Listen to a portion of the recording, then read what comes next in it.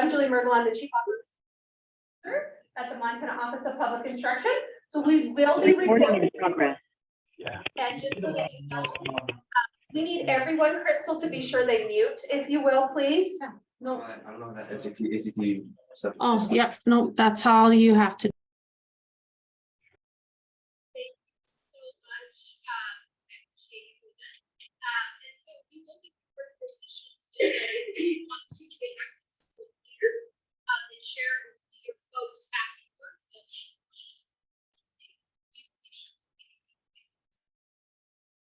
So I am super excited because this topic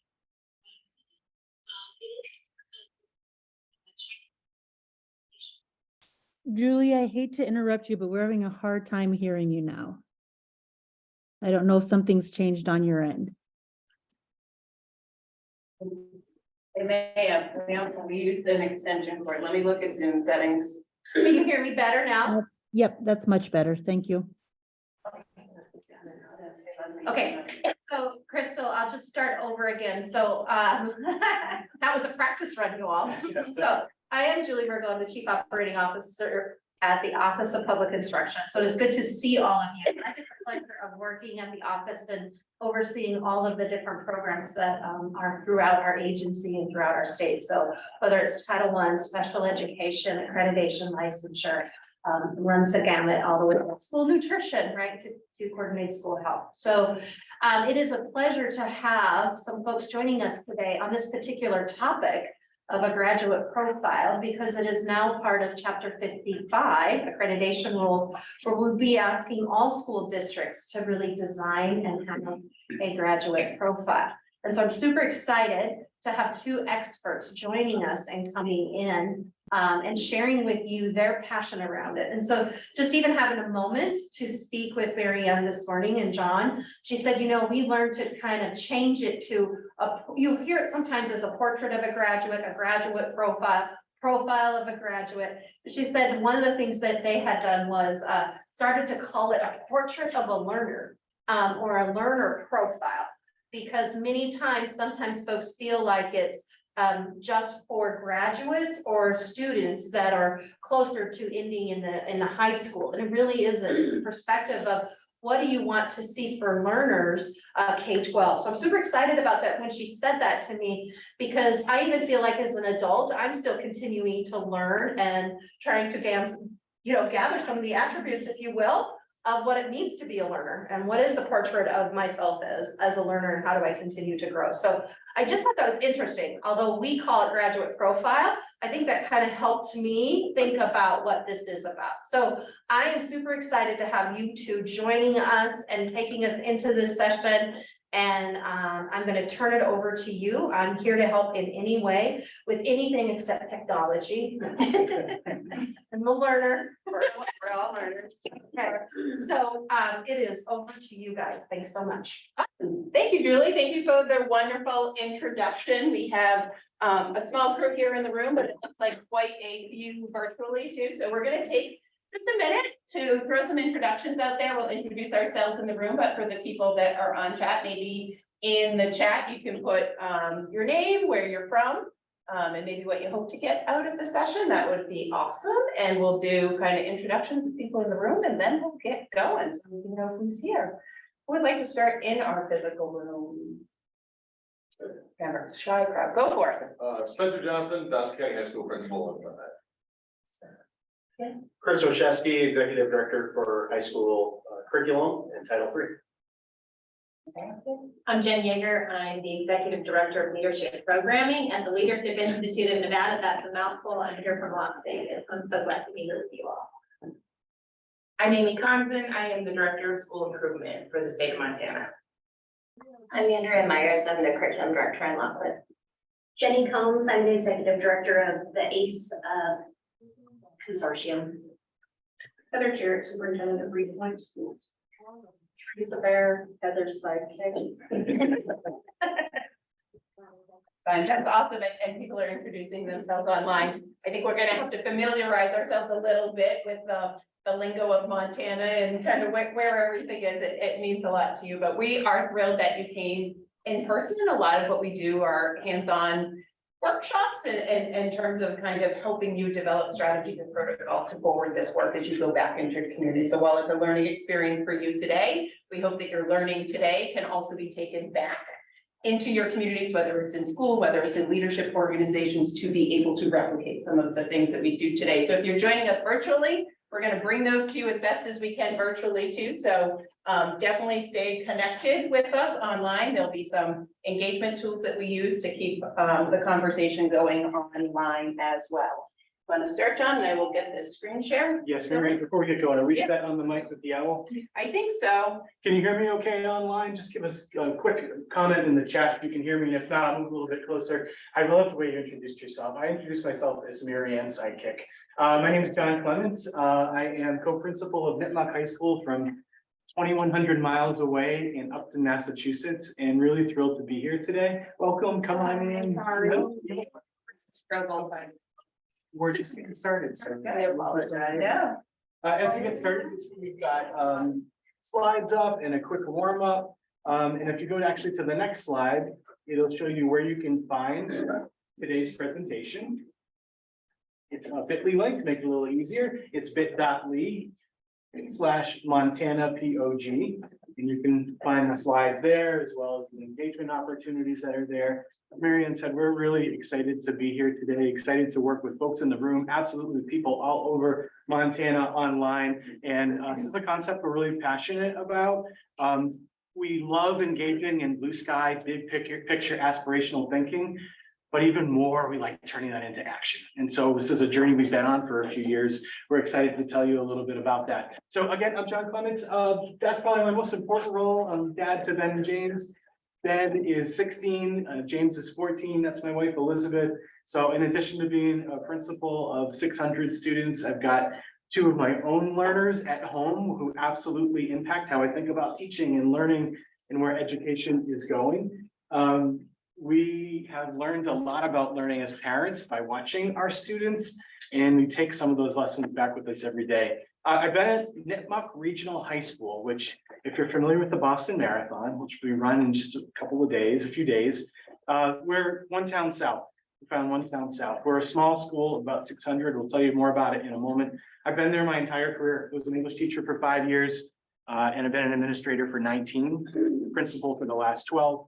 Mary Ann will tell you a little bit about how we restructured our roles to become co-principals, because we are built for the long game. We are lifers in our community, partly because we're passionate about this work, and we know it takes time and intentionality to get there. I didn't go to Nipmuc High School, but my dad taught there. So my dad was an English teacher there for 46 years. When I started, he was my English department chairperson. And then I got to be his boss, which was awesome. I want you to imagine for a moment how great it would feel to go into your dad's classroom and tell him to clean up his room. There's a lot of power there. I believe so much in the power of educators and of our profession, because what I watched him do in nearly a half century of his career, being dedicated, committed, hardworking, in school, out of school, believing in the individual, helping kids tap into their story, but also being adaptable. Over 46 years of teaching and learning, so much changed.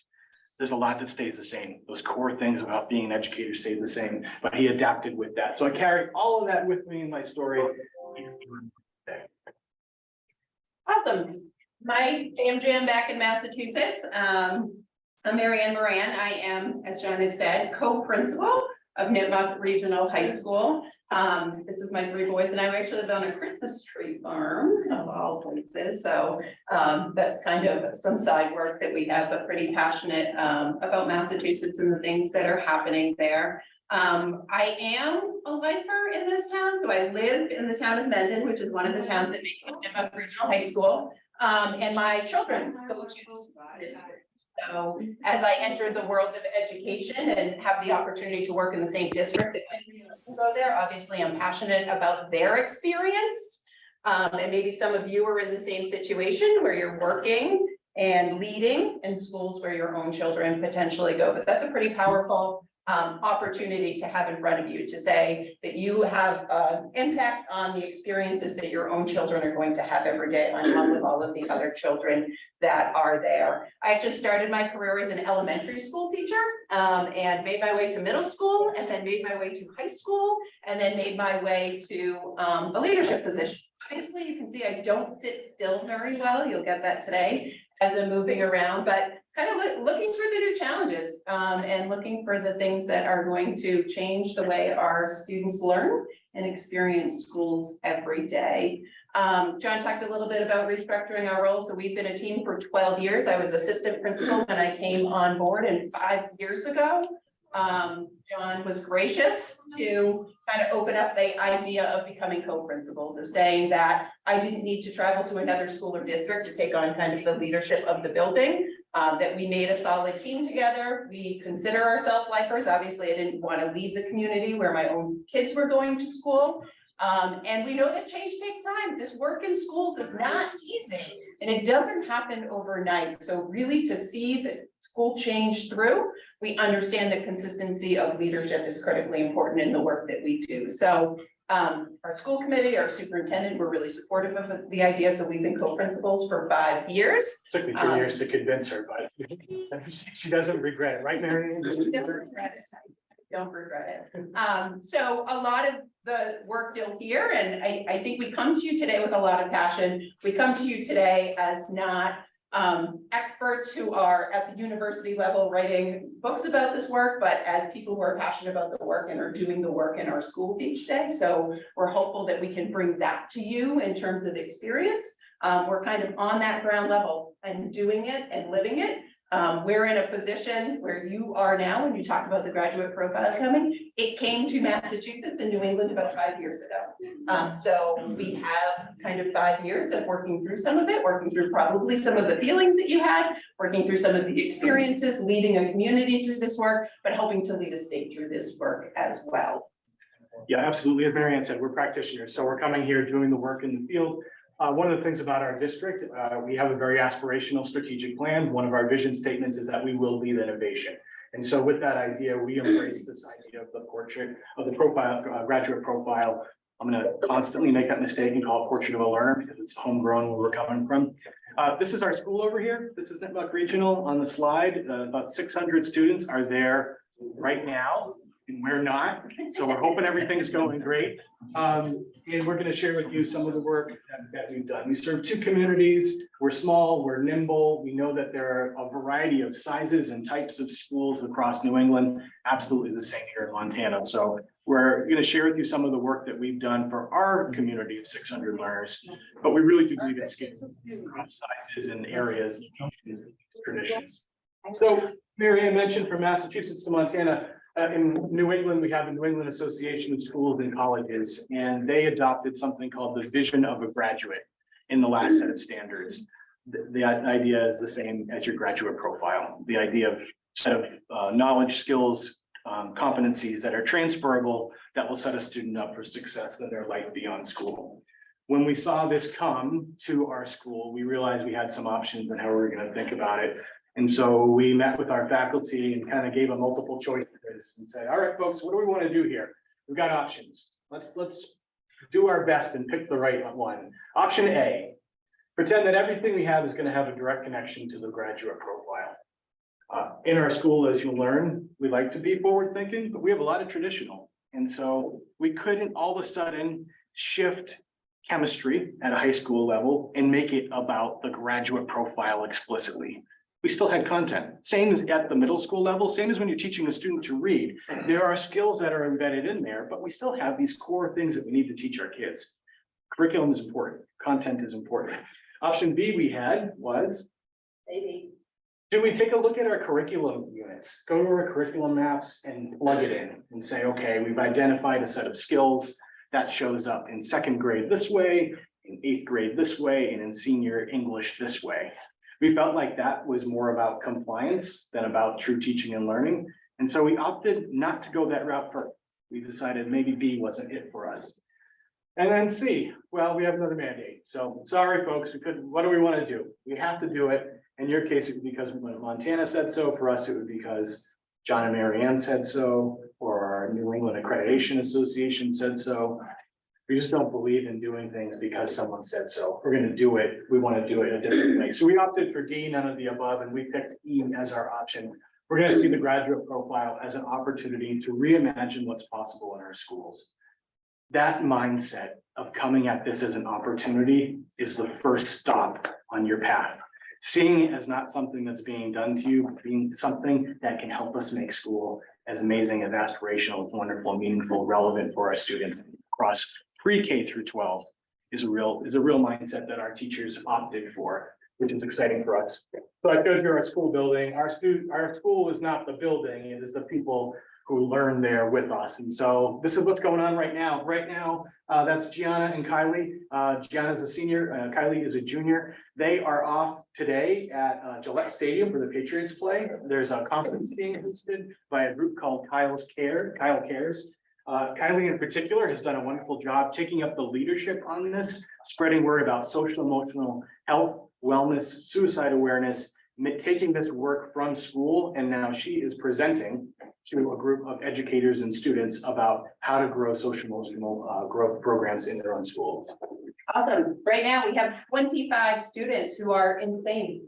They are on an exchange program, so they left just about a week ago. They're missing their traditional classes and things that are happening at our building. And they're staying with families in Spain. So these are the students when they visited us this fall. So they came to us for 2 weeks. And then our students go to Spain for 2 weeks. So they're engaged in an authentic experience where they're using the language, experiencing the culture. So they will come back midweek next week with stories, experiences, and hopefully a world of difference. This is Ethan. This is not right now. It's a day or two ago when Ethan just came back from NASA Goddard down in Washington, Virginia area. Ethan's class worked together with another high school in New Jersey. They made digital connections and then traveled to NASA Goddard in order to present their projects about how to create sustainable life on another planet to astronauts. So that's an astronaut. I love how I look at this picture and I'm pointing out Ethan. Ethan's the important person here. The astronaut is there, but it's this idea that when you take classroom learning and you bring it to a professional and expert in the field and get their feedback, not to say my project is done, but to say, how am I going to adjust my project and bring it back to school? Awesome. This is Costa Rica. Right now, we have 8 students in Costa Rica with one of our educators. It's more on a trip to just explore culture and experience. Yesterday, they were at a coffee farm and figuring out what happens there. But they are exploring the world. Right now, we have a group of students in our CS, our Computer Science Innovation Pathway group, that are working in the New England Aeronautical Drone Competition, building and programming a drone to take part in a competition at St. Anselm's College up in New Hampshire. So they are working with the teacher in order to figure out the programming that goes behind it, how to build this thing, how to apply their skills in a new way, and then compete with it. Awesome. Right now, we have a group of juniors and seniors as part of their engineering course, working with a company called Blue Shift Aerospace and Max Shift IQ. They are building mini satellites. And this was the first rocket launch. It was a test rocket launch. They're going back up to Maine on May 1st for the second rocket launch, where they're putting the satellites to collect data onto rockets to go up and then to come back and analyze that data. We also have this right now. This was the day before we left. It's Wellness Week at our school. And so for us, it's a big deal to bring horses on campus. Our kids are really into therapy animals. So we've had a lot of therapy animals visiting the school. We had horses visiting the school, and we have a number of student-led wellness programs where they're teaching about meditation, they're teaching kids how to stay healthy, but it's student-to-student leadership, in addition to faculty leadership about fun, different ways to make school student-led and healthy. Great, so we're gonna pause for 1 second. So that's an example of some of the powerful teaching and learning that's happening in our district. So if you're online, if you're in the room, we want you to pause for a second. And these aren't all the examples. We're gonna talk in a second about some of the traditional that's going on. So this isn't everything that Emma Regional High School looks like. Understand that. We gave you the best of the best. But we want you to think of one example of powerful learning that's happening in your school or district. If you're not directly connected to a school or a district, think of something that you've seen either in your own children, if you have children, or in a district you visited. If you're in the room, write it down on a piece of paper. If you're virtually, throw it into the chat. One example, just one, of powerful learning that is happening. Any age level. Our examples were high school because we are at a high school, but you can give us any age level.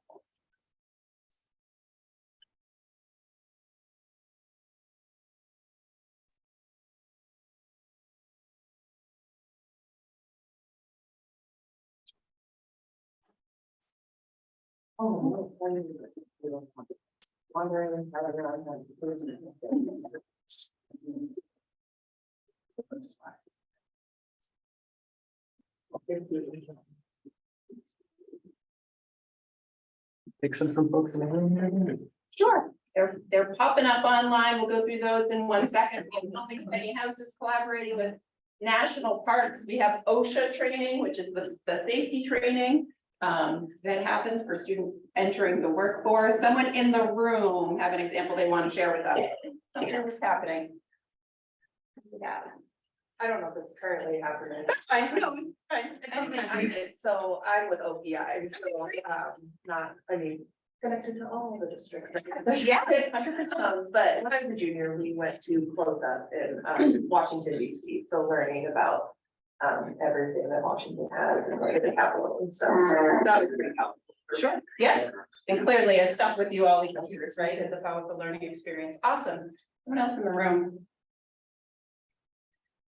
I'll share. Yeah, great. On our campus, we're all on one campus, K-12, even though we're a larger school. High school kids have the opportunity to go work in the elementary schools for a period every day as paid, and they get paid. So like hopefully building a pathway for our kiddos to want to be teachers. Sure, future educators, we need those regardless. Think of the skills they're developing as being part of that, paid or unpaid, right? Right, really powerful. Sometimes I wish all of our schools in our town were on the same campus because there's some natural opportunities there. So if you're from a smaller district or school, right, that does kind of have these built-in experiences. One more from the room here. Here we go. Yeah. Well, at our high school, we've got a teacher who's working with a health science class, young ladies that want to get their nursing CNAs, and so we're working with one of the local community colleges and using one of the OPI grants to get them to report that. So pretty exciting. That's awesome. That's awesome. And the ideas are coming online too.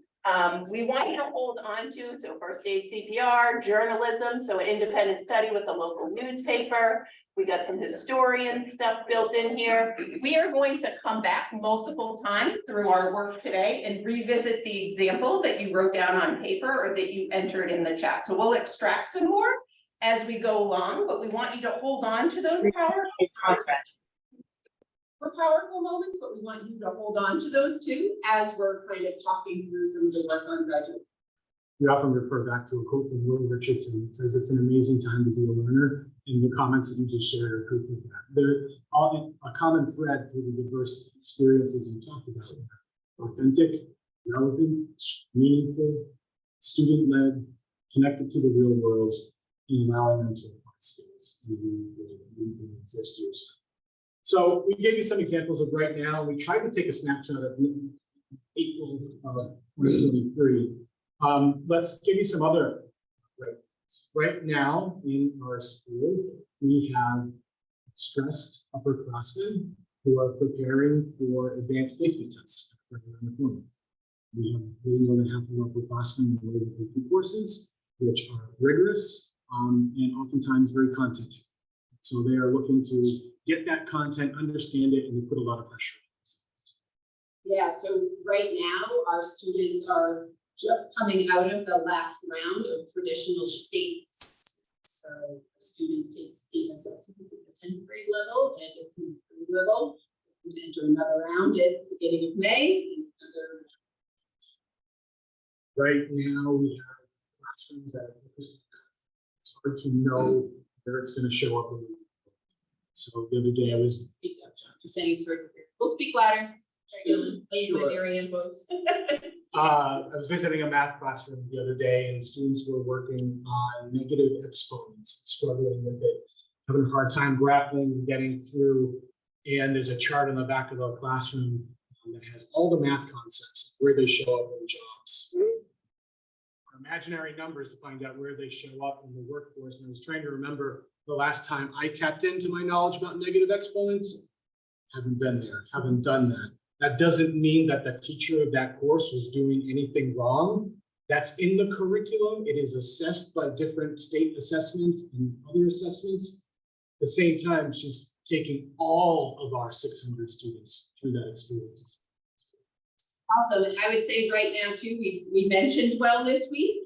To start Wellness Week, we had a no homework weekend because our students received traditional amounts of homework that they continually give us feedback about in terms of interfering with their activities and extracurriculars outside school and are kind of causing an amount of stress that's palpable for students. So we bring up these what nows to say, not that we figured it out or we're experts, or if you walk in, it looks like a totally transformed futuristic version of teaching and learning. That's not the case. We are at a tension point. We're at a tension point between the rapidly changing modern world and that rapidly changing modern workplace, access to information. All these things have changed, and yet school has, in a lot of ways, stayed the same.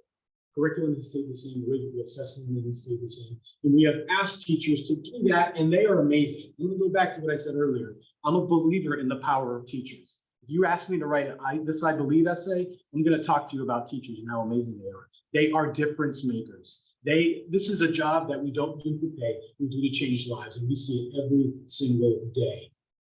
But we want to recognize the tension. As the world changes, so too are schools grappling to do that. And we're really firm believers that this idea of the graduate profile is one that can help us make the change. Can free teachers, can provide them with opportunities that maybe they didn't know existed, can give them a framework, a structure within which they can do the things that led them to the classroom. So that's why we're excited. Awesome, and more than that too, go back to the example of that powerful teaching and learning you talked about. So when we talk about graduate profile, we talk about our students being ready for the world beyond our classrooms, right? And so we know what great teaching and learning looks like.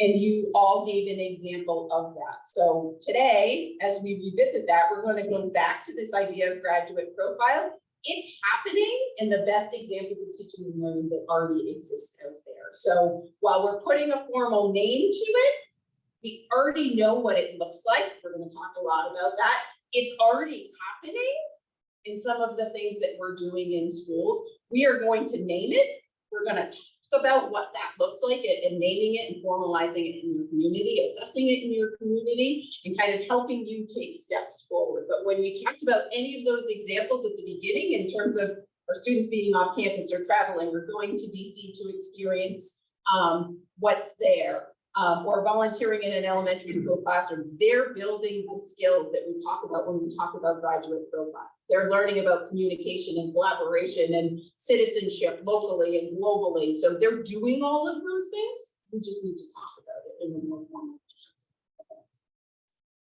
So our hope today, we were going to frame our presentation in terms of some questions that you may have, right? So Montana's adopting the idea of a graduate profile. So what does that look like? And so we're going to tap into some questions.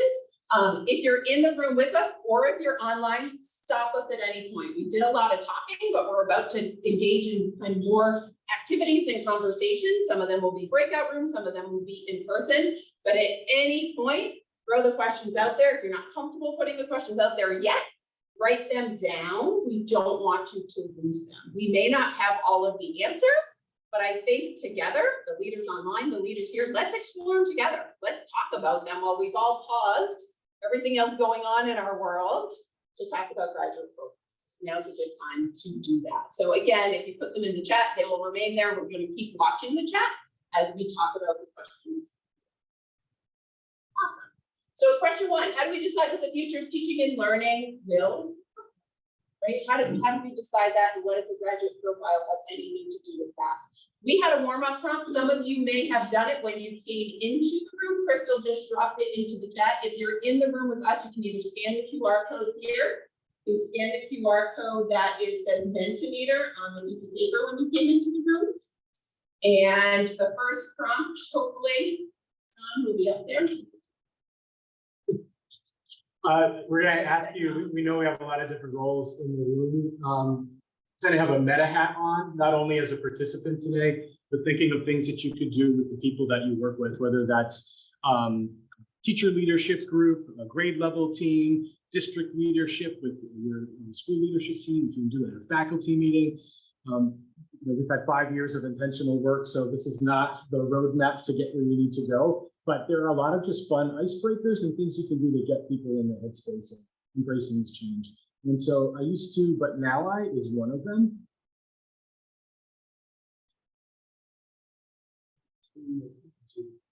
So if you haven't yet shared, please feel free to do this. We have used this with our group as the opening of a faculty meeting. We've used it in common planning time sessions when we visit and meet with departments. And you can also use it with your students and your parents in the community. We're really big believers that getting their voices as part of this is critical. For the two of you out there online, falling asleep online weekend. They were thinking hard. Awesome, they are coming. Anyone use Mentimeter before? Yeah, it's a really great tool as you think about some of this work in capturing the voices, right? It captures all the voices rather than just the loudest voices. So it's working now on capturing all the voices.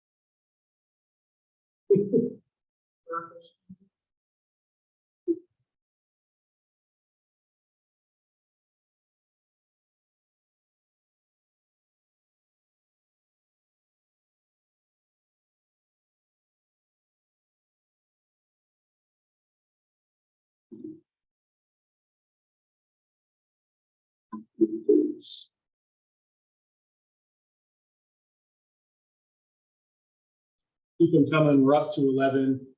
What you notice as they come through here is that you start to see people talking about all different kinds of change. We have up here change in jobs and careers. We have up here change in mindset. Comment about the growth mindset. Which way was the right way, now open to other ideas. Yeah, so a couple up there that resonated with me. I used to think of students as learners, and now I see all members of the community, staff, students, and parents should be considered learners. That's something we've talked about a lot in our community, right? When do we ever really stop learning? We don't. So we can take ourselves and our community and put them in the same bucket, right? If there's this sense of like, we're all in this together, all doing this together, and that you never stop learning. And the idea of that we were the driver of student learning, and I think this is the big shift that's happening in education, right? But ultimately, we want students to drive their own learning. They're going to leave our schools and our classrooms. We don't want them to stop learning when there's not an educator in front of them. So how do we kind of instill those values that Comment about the sage on the stage. So imagine too, if you're doing this with the faculty or a group of teachers together, there's a norming aspect of this activity that when other people look around, they go, oh, wow, am I still the sage on the stage? So it can be helpful to motivate people to embrace other people's change, which is really good as well. And it takes some of the fear out of it. because very few of us can go to a moment in time and say, I adopted the growth mindset. It happens over time with training, with experience, life and profession. And it reinforces this idea that change is everywhere and it's all around us. It's super scary. Whenever you change something, there's the sense that people are off their pins. They don't necessarily know how they're going to be evaluated. It can lead to fear. It can lead to not feeling as prepared as they could be. We have to trust the people in the room and recognize that change is just part of the work that we do.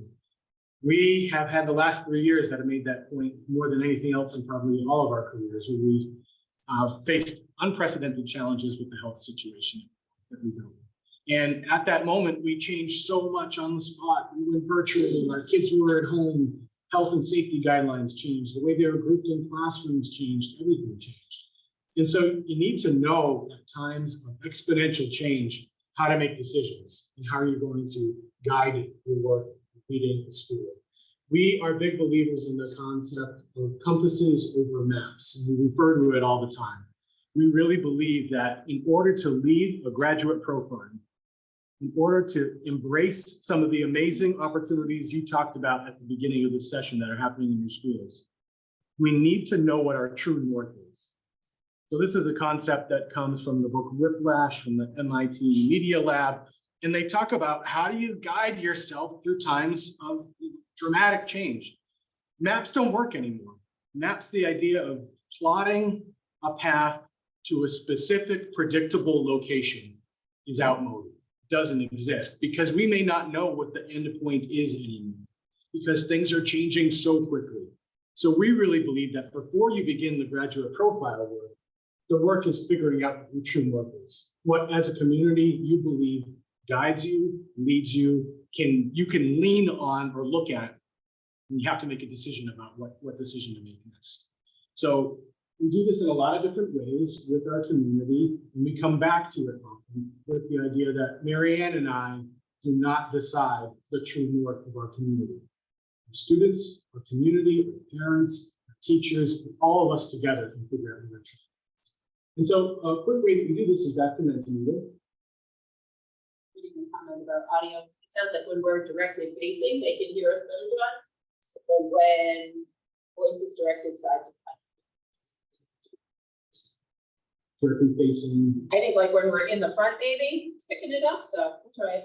Yeah, Marianne, we can hear you very well. So wherever you are in the room, it seems to be coming through a little better. I'll make John stand next to me. Am I a little better if I'm over here? Yep. Thank you, John. Okay, we'll like I said, Go over there. I'm Marianne's sidekick. Awesome. Good. So we figured we'd start with this activity. We are jumping back into Mentimeter. I have to move the Mentimeter though, so that we get on the right screen here. Oh goodness, John, can you move it? Or you're not on there? Mentimeter is a great tool. The things to think about when you have a group together in an auditorium setting, you can process the thinking of a group in one moment together, which is really helpful. With students, it takes away the fear of raising your hand if you're in a classroom setting, because someone can anonymously share what their viewpoint is, and they're pretty easy to create and set up. And so this one that we have here is a question that we've literally asked thousands of people. We asked thousands of people, educators, parents, kids, this prompt. I believe people learn most powerfully and deeply when. We'd love if you took a moment to respond to that as we work together to decide our true north as a group today. Crystal, am I sounding a little bit better right now? Yep, John, you sound great. Great, thank you.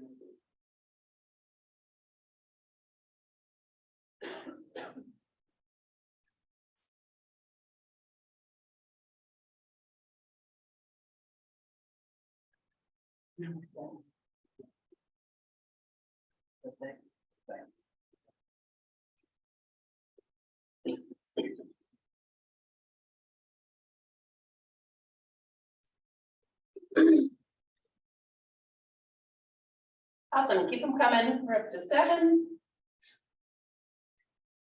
If you have already responded, you can check out the responses on the screen. I'll scroll slowly so that people can see them.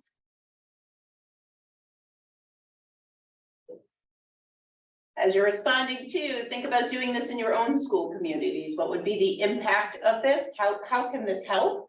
I know we're here talking about the graduate profile, but this idea of starting in that right space, grounding our work, grounding who you want to be, will be important.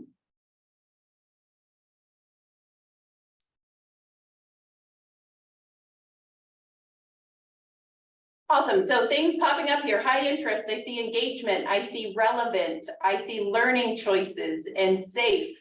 Relevant to real life experiences, connection to the activity, learning that is meaningful for them, opportunities to co-create.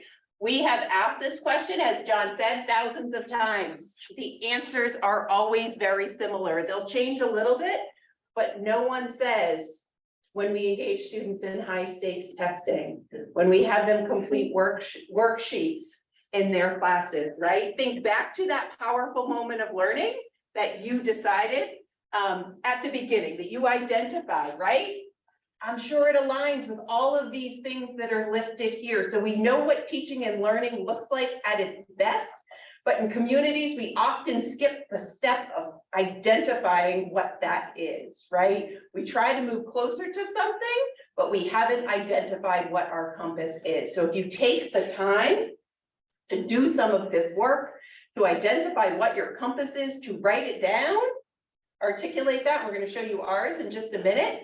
Then you can start to move forward. You know what your true north is as a community, and you can start to align it. So the other piece of this, do we see the direct connection between graduate profile and the things we want for our students beyond school? It is embedded in these answers, right? The skills that we want students to have, the lifelong learning we want them to engage in, the learning experiences we want them to have is right here. We're talking about the same thing as we identify our beliefs and we think about what that graduate profile really is about. You asked this question, this is the soul of an educator, by the way. And there's a reason why we don't see when someone gets an A+. Because that's not why we got to this job. It's not why we do this work. We do this work to make it relevant, connected, to engage kids, create a safe learning environment, to listen to them, to allow them to lead. This is the heart and the soul of being an educator. And if you can find the true north, and I'm telling you, you're gonna find it, because I believe in teachers. If you ask them how people learn most powerfully and deeply, you will get this.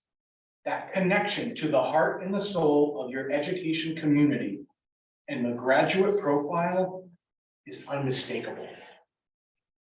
It's what is freeing them from some of the things that pull away from why they came into becoming an educator. So take the time to find the true north, and with a little bit of work after asking one question in 5 minutes to teachers and community members and students, you can start to boil it down a little bit and end up with your beliefs about learning.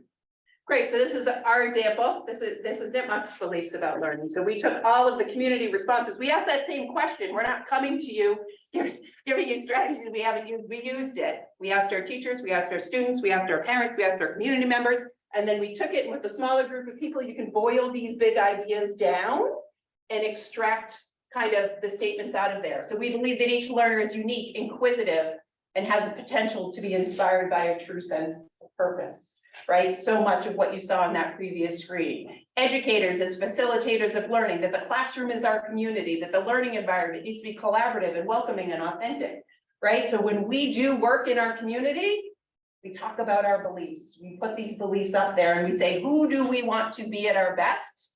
Are we always at our best? No, we have a lot of traditional. It's okay, right? Things don't change overnight, especially not in schools and education, unfortunately. It's a journey. And you need to see it as that. So again, we're not saying this is overnight, but you can quickly identify your true north. This isn't intended to take years to develop belief statements.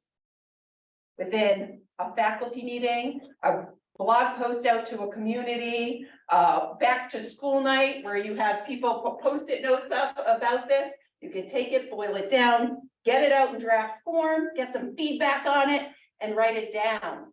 right? It can change over time too. It's okay, right? If you need to make edits to it, everything lives in a digital space. We came in today and the title on our presentation was Profile of a Graduate. We changed it to Graduate Profile, right? So most of what you'll see. So things can Just change. one quick one as an example, we shared that our kids are right now in Costa Rica, they were in NASA Goddard, we've got kids in Spain, look at that, we believe about the community, we believe the community is our classroom. Encouraging, supporting authentic, enriching, and rewarding learning opportunities for all. So when we get these questions about, are we gonna allocate funds to send kids to these places? We're gonna have teachers out of the building, and we're gonna have chaperones to bring in support staff. This is where the rubber hits the road. That is why it is our true north. So if we have the chance to send kids to work with an astronaut, yeah, we believe the community is our classroom. And that doesn't mean our towns, that means outside of school. So you can use it in order to make your decision making as well. The other piece that we do, we won't go through this protocol, but a simple one you can do, again, to parents, kids, community members, teachers, is ask the prompt, learning is and learning is not. You are the education experts in your community. You mentioned Will Richardson earlier. We learned this from him, that all of us, when we go back to our home communities, we're the education experts. And yet, if you asked everybody in your staff, faculty, district across the entire state of Montana to define what learning is, you would get a cacophony of voices. You'd get a lot of different definitions. You'd have, sure, absolutely some powerful overlap. But we need to, as the education professionals in our community, know what we mean when we say learning. And so we use the prompts, learning is and learning is not, and we asked everyone to juxtapose those two ideas with Post-it notes, with sticky notes. And we then boiled it down to the who, what, when, where, why, and how of learning. This is written completely by our community. We didn't write a single word of this, but there are some powerful statements that we find in there. Awesome, rather than reading it out loud, we'll give you a second to take a look at it. So if you're online, if you're in person, take a second. Read what's there and pick a statement that resonates with you, right? We know this represents Nipmuc Regional High School or Mendon Upton, but find a statement that resonates with you. If you're online, drop it into the chat. If you're in person, we'll chat in just 1 second. Yeah, thank you. Just go over the definition. There you go. Awesome. Bring up that one. So you can see.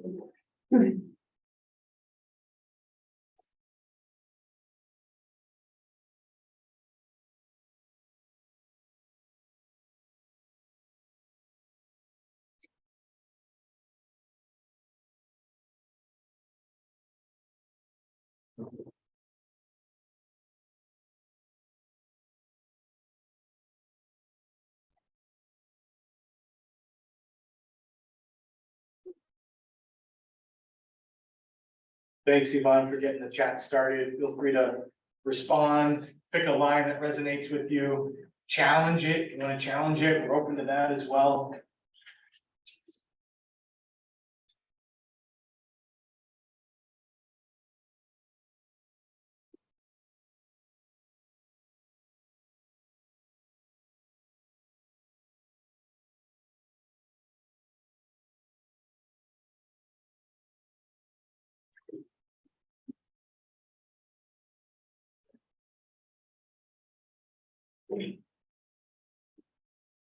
Awesome. Someone in the room want to share statement up there and why it resonated with you? Well, I love the idea that learning occurs by taking risks, trying new things and reflecting on mistakes. And one thing that we've been talking a lot about is how, school should be the place where you can go and screw up. But oftentimes it's the exact opposite, right? And so how do you make it a safe place? Right, to make mistakes. Right. When we attach grades to learning, we don't allow students to take risks, Absolutely. right? Yeah, our community talks about that a lot. Awesome. Another one. I always like to start with the why, right, the silent. Mm-hmm. Yeah, like, there's a number of sentences there that really resonates with me. I like that first one. Solving problems, gaining insights and into complex and diverse challenges. One more. There's a lot of goodness in there, right? As you dig in. People don't learn to pass a test, to get a grade, to go to college, like that's not what in genders. Right. People just wanna. Right.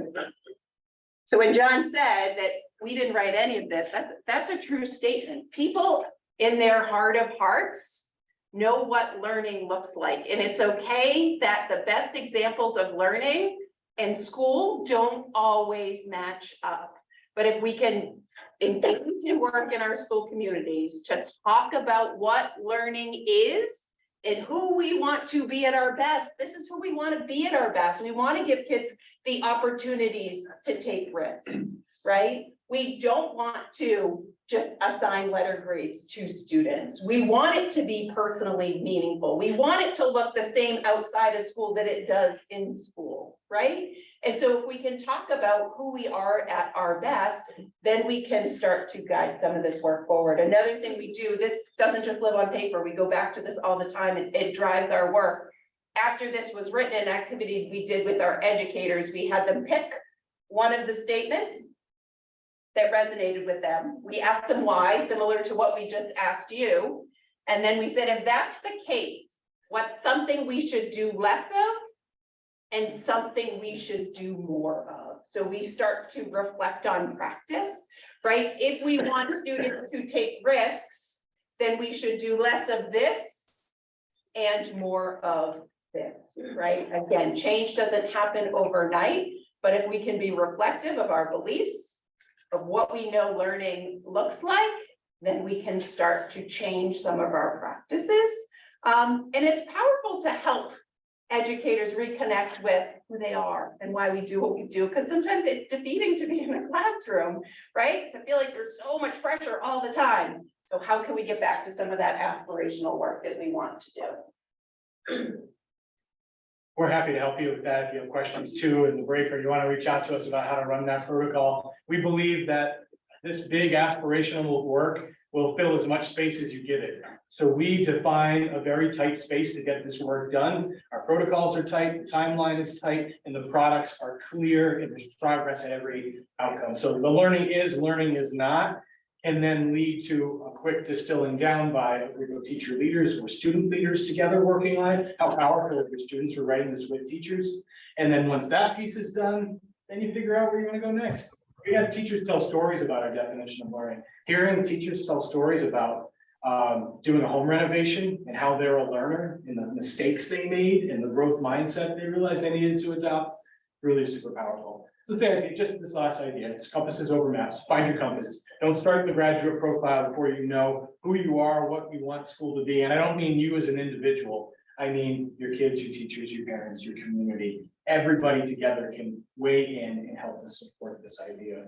Awesome. And I go back to that multiple choice at the beginning and talking about seeing this as an opportunity. Some of your communities may have already done some of this work, and it may just be a chance to revisit it and reconnect with what we really are looking for. For others, it's the opportunity to start this work, to say, let's figure out our true north. I think your community will find the natural connections, and we'll continue down the path of graduate profile in a minute, between who they want to be at their best and the work the state of Montana is asking schools and districts to engage in terms of the graduate profile. That will be a natural connection to job. Right. Next question. We feeling okay? Feeling good? Make sense? Awesome. So what are the skills and knowledge students need to be successful in the modern world? It's ultimately what the graduate profile is asking, right? So we have students in our schools. Some are small schools, some are large schools, but they're all there. They're on this journey to learn, and our job as educators is not to just prepare them for 3rd grade or for 5th grade or for 9th grade. Our job is to make sure they're ready for life beyond our schools. And so how do we get a sense of, with this world changing so quick, what do we need to do? So 2 things we're going to talk about. We're going to talk about who's in front of us, who are our learners. We're going to talk a little bit about what's happening outside of our schools to provide some context to this work. So if you're online, it may be challenging to see. I don't know how we can see here. We'll get a link to this as well. There'll be a link in the chat for you. This is an infographic, actually, put out by a company called McCrindle, and they do it for each of the generations. It's kind of a quick snapshot of who, and they don't do it for schools, they actually do it in terms of their community and future beyond, but it gives a neat snapshot of who the students are that are in front of us. So this talks about Generation Z and Generation Alpha, who are most of the learners. So there's 2 pages of it. We're gonna stick to this page for a minute. So if you brought a device, you should be able to see it, but if you go into oh, you guys aren't in the chat. We'll get it to the people in person, see if we can get a link. But if you're online, you can jump right into the link, see if Crystal put it in. Yep, it's in there. Perfect, thank you.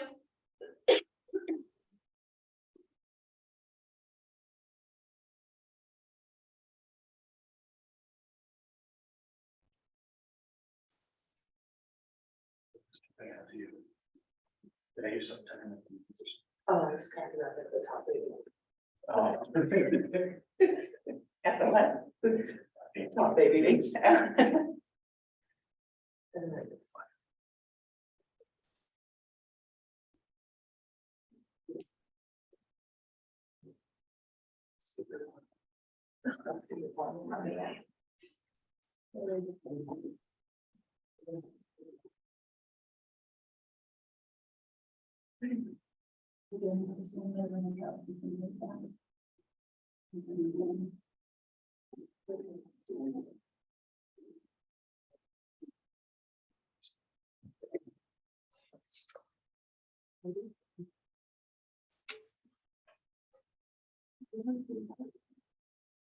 That's covering a little bit here.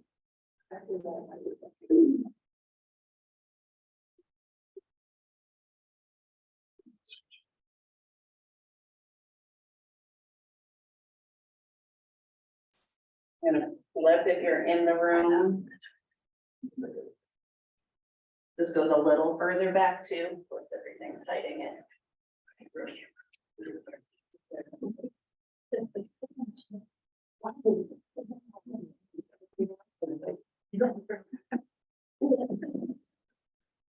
Not sure if the Holden Commodore is our iconic car from generation. Yeah. It's from New Zealand.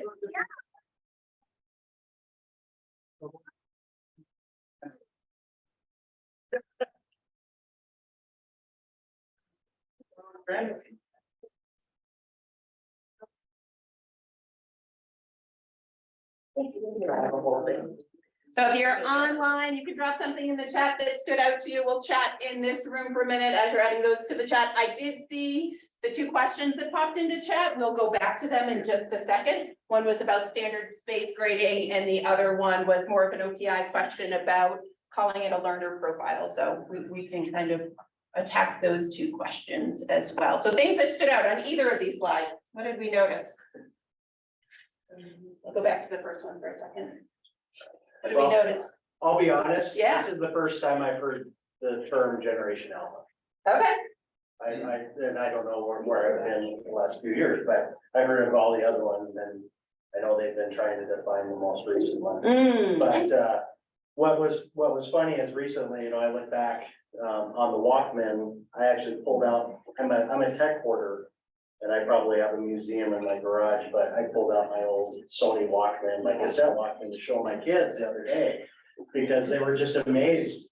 I can't remember what movie they were watching, but they were amazed that we didn't always have 300 songs available to us to go running and working.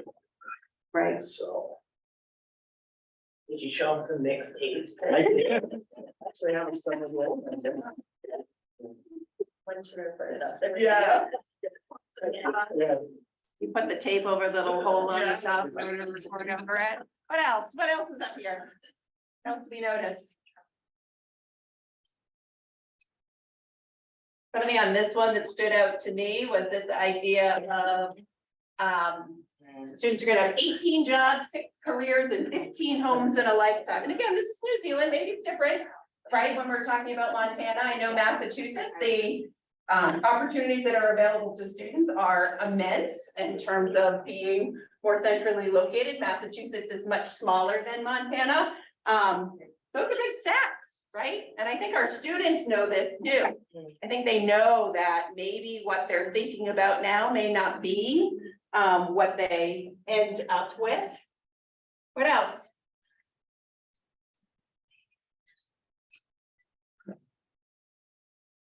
I think the emojis is kind of interesting because that's how we communicate through these little images now as well. Not just writing it out, but now we have to add like a little, you know, sort of an accentuating point to whatever it is we say, so it's put into context. I don't know, it's just an interesting way to communicate it. Like, Right. we never had before. There's like smiley faces after. Something I forget frequently is that our students and my own children don't have the same context. Like, we have the context of a cassette or a Walkman, and when the Walkman went to like the CD Walkman, and like, they don't even know what that is, right? And so often when we put our own lens on things, we forget that they're growing up in this place that, you know, these things just don't exist. I give the example of TV. I don't let my children watch TV during the week. They could care less about TV. It's not how they consume media, right? As long as they have access to the internet and can watch YouTube.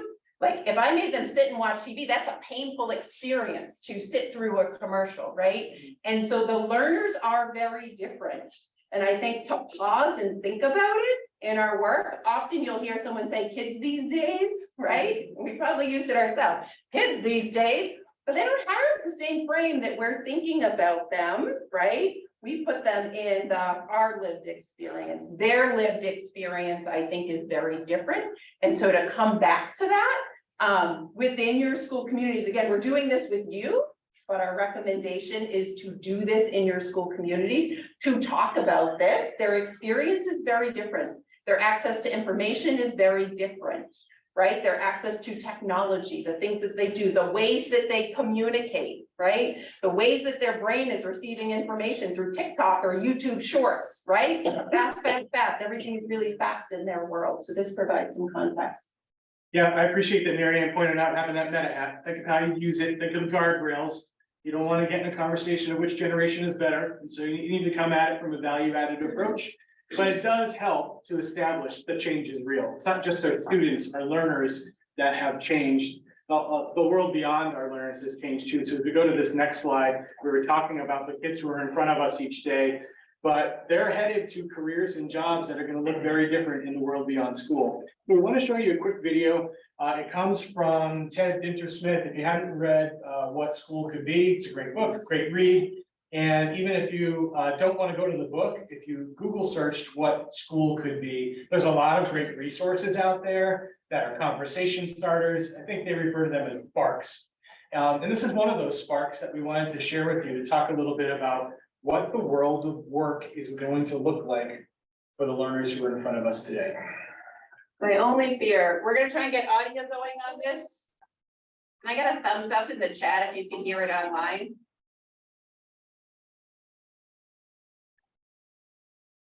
Not yet. Great.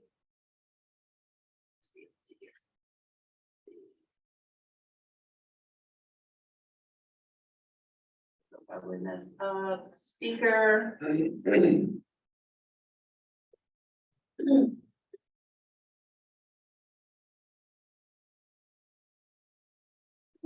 We'll see. Does that work, Crystal? I still can't hear it, no. I think you need to go to the 3 dots under more. I might be wrong, but in the Zoom, you can go under more, and then it's like, share my sound, video. Computer sound. Or maybe the one.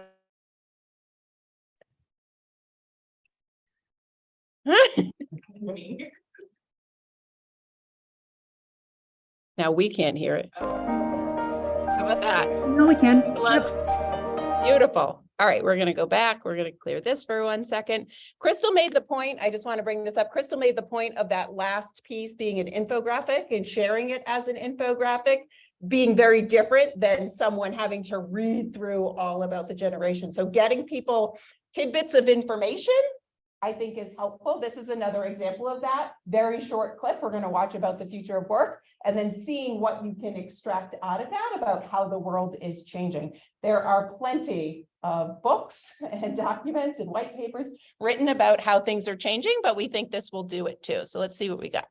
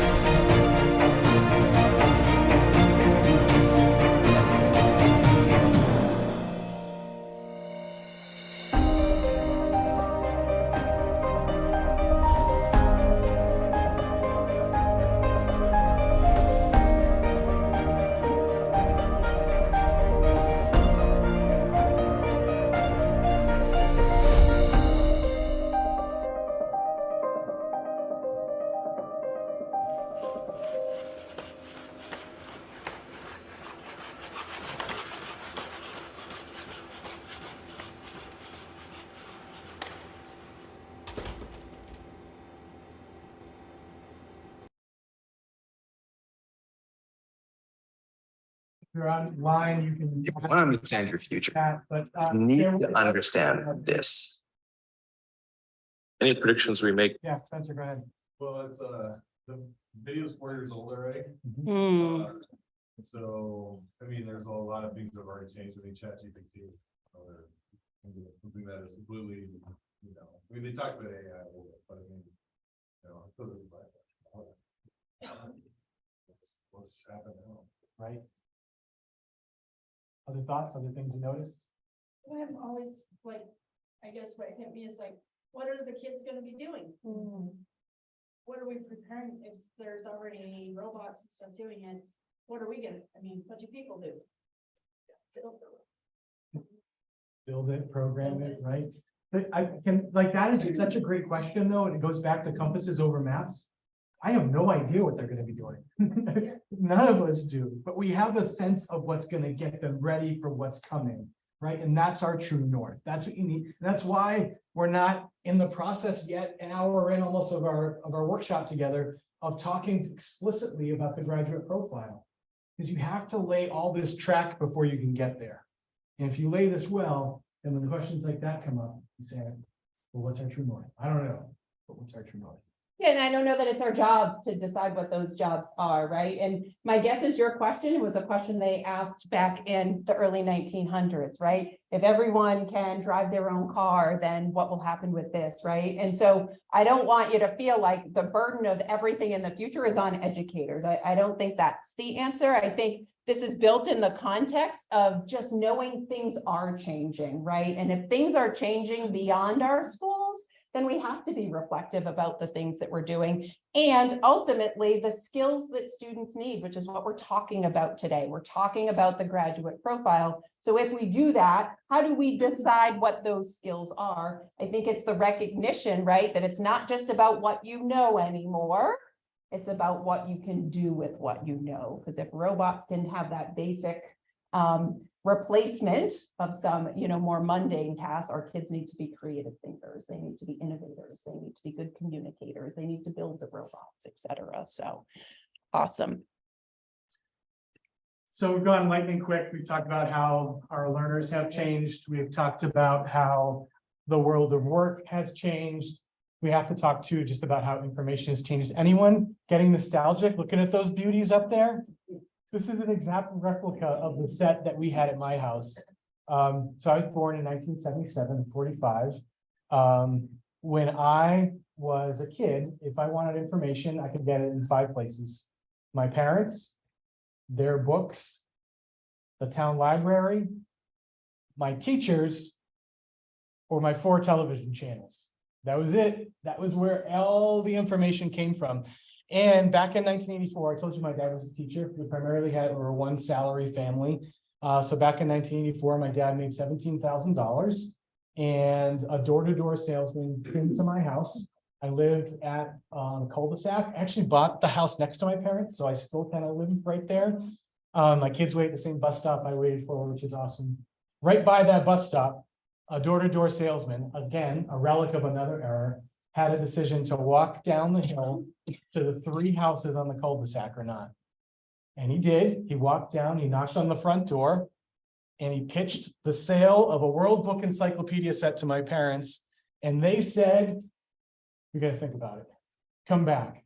1 week later, he came back. This door-to-door salesman came back. And my parents invested in a 1-year-old set of World Book Encyclopedias. My life changed. We didn't keep them up in a study. They were right next to the dinner table. And so now whenever we were sitting around having dinner, it would be a 10-minute awkward silence. Nobody talking, an older brother, my 2 parents, and then someone would come up with something. And we'd start talking about the Roman Empire, or we'd start talking about US history or Abraham Lincoln or whatever it may be. And whoop, off of the shelf would come the World Book Encyclopedia. It was where I could go to get questions answered. More than that, it was where I went to learn how to ask questions. I used it for school reports. I used it for conversations with family. It became my one spot beyond those 5 locations to get information. And we still have them. There's like gold leaf on the top. They're beautiful. Have you ever opened up one of those and you got the plastic sheet with the overlays? They're up in my parents' study. You can't get rid of them. We're holding on to them for nostalgia. But the age of the encyclopedia is over. The information that is in those things is static and outdated, not inclusive. The information that is in those things is completely lesser than the information I have on my cell phone that our kids have access to. And we know this information is everywhere. And so we bring this as sort of a metaphor to talk about, because we imagine many educators can relate to this idea of the World Book Encyclopedia. But we got to realize we're in a new age of information access. It's everywhere, it's all the time. And so when information is cheap, what is really valuable is what you can do with the information. The skills are the value now. It's no longer what you know. The era of the game show is over, right? You don't need to have all that information in your head anymore. It's still impressive, and I'm not saying it doesn't have any value. It has value, right? You get that. But what do you do with that info? That's the main thing. And with our kids changing, with technology changing, with the workplace changing, and access to information changing, we come back to this idea of the graduate profile.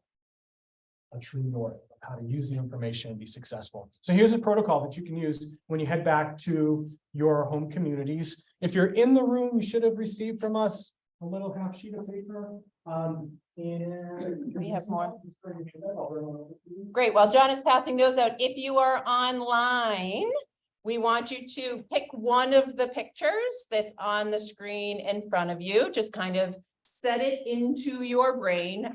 Crystal's going to put you in breakout rooms online to do this in just a second. We are going to do it in person. Quick activity, fun activity, but kind of helps solidify the idea that, right?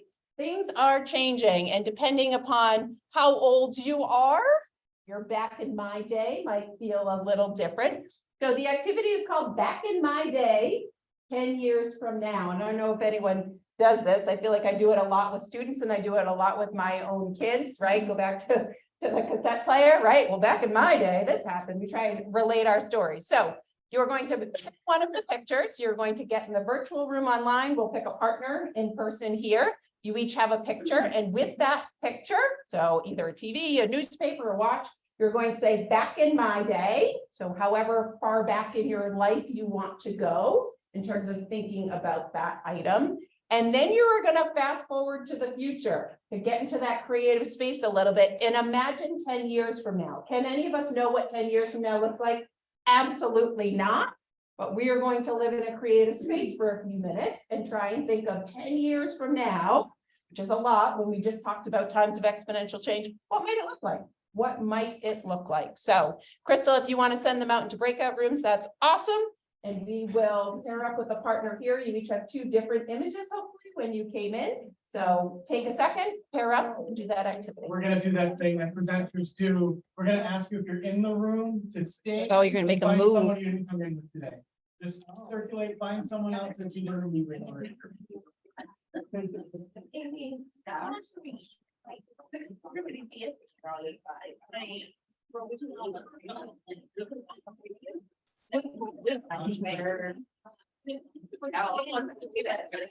Well,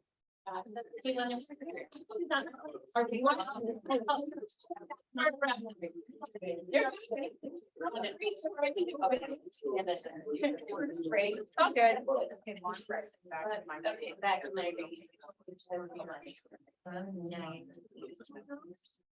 And I don't know if I guess Amy's in the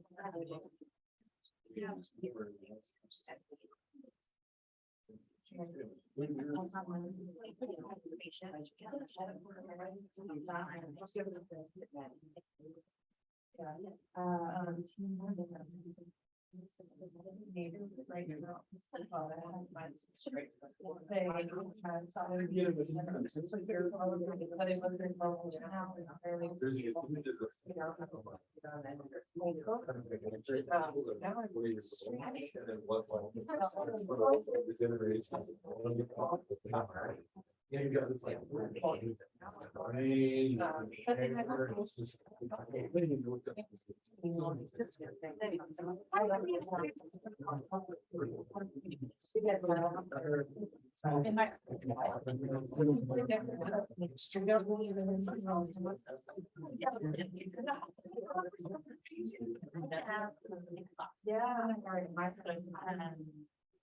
Obviously, this is the year we had when I grew.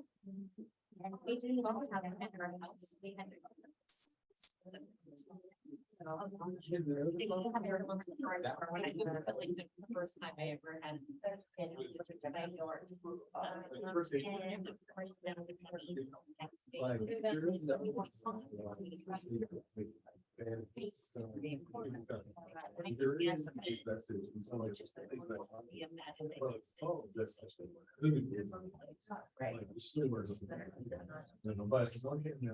Write down some questions, standards based at that moment.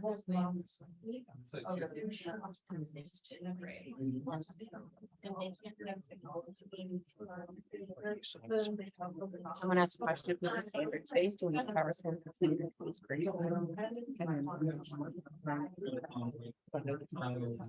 But Yes, me too. But it's fine,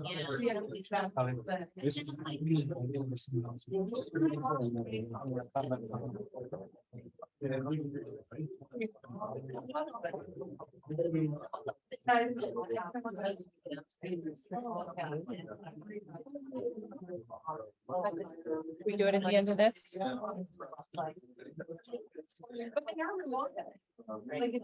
Yeah. Great, let's bring this room here back together. I think Crystal's gonna bring people back to breakout rooms in 1 minute. Oh, I'm working on it. Sorry. I- Fine, Crystal, if you can just drop in the chat when they get back for some of them to share their back in my day 10 years from now. It's just fine. They can listen in on our conversation. All right, that was lively. Yeah. Fun. Yeah, my definitely. Fun to go backwards a little bit. So we want to share this. We're still sharing. We're all jazzed up about back in my day. Right? Who wants to share? You can share what your partner talked about if that's safer, or you can share what you talked about. Share what picture you had and what you said about it. What we got? Go, what do you got? Start. I mean, so we had a cell phone or a cell phone. Oh, I had a cell phone. Can't tell. Yeah. Yes. And we had a medical. Being recorded. and medical bag. Yep. Okay. What do you say about the telephone? So well, actually, what I said is 10 years ago, like the iPhone came out in 2007. So 10 years ago, it didn't even look like that. Right. You know, like it was an iPhone or a handheld thing and, you know, so you had that. So, and then in 10 years from now, when we started talking about it. Yeah, I mean, like I said, my 12-year-old self, if you had told me this was a 12, like I would have been. And what is it gonna look like in 10 years? Like, we can't even think or imagine or predict. Is it just gonna be embedded into our wrist or something? It already is, right? Well, We walk around talking to our kids, right? It's kind of a crazy concept. The phone was interesting when I was in elementary school, my teenager, used to have a really long cord on our kitchen phone. I don't know if anyone else had this. So you could essentially like walk into a separate room in the house and try and get privacy in order to talk, right? Again, now we're talking into our wrists. Like what is that going to look like? And no idea what it's gonna be in 10 years. Someone else. What did you talk about?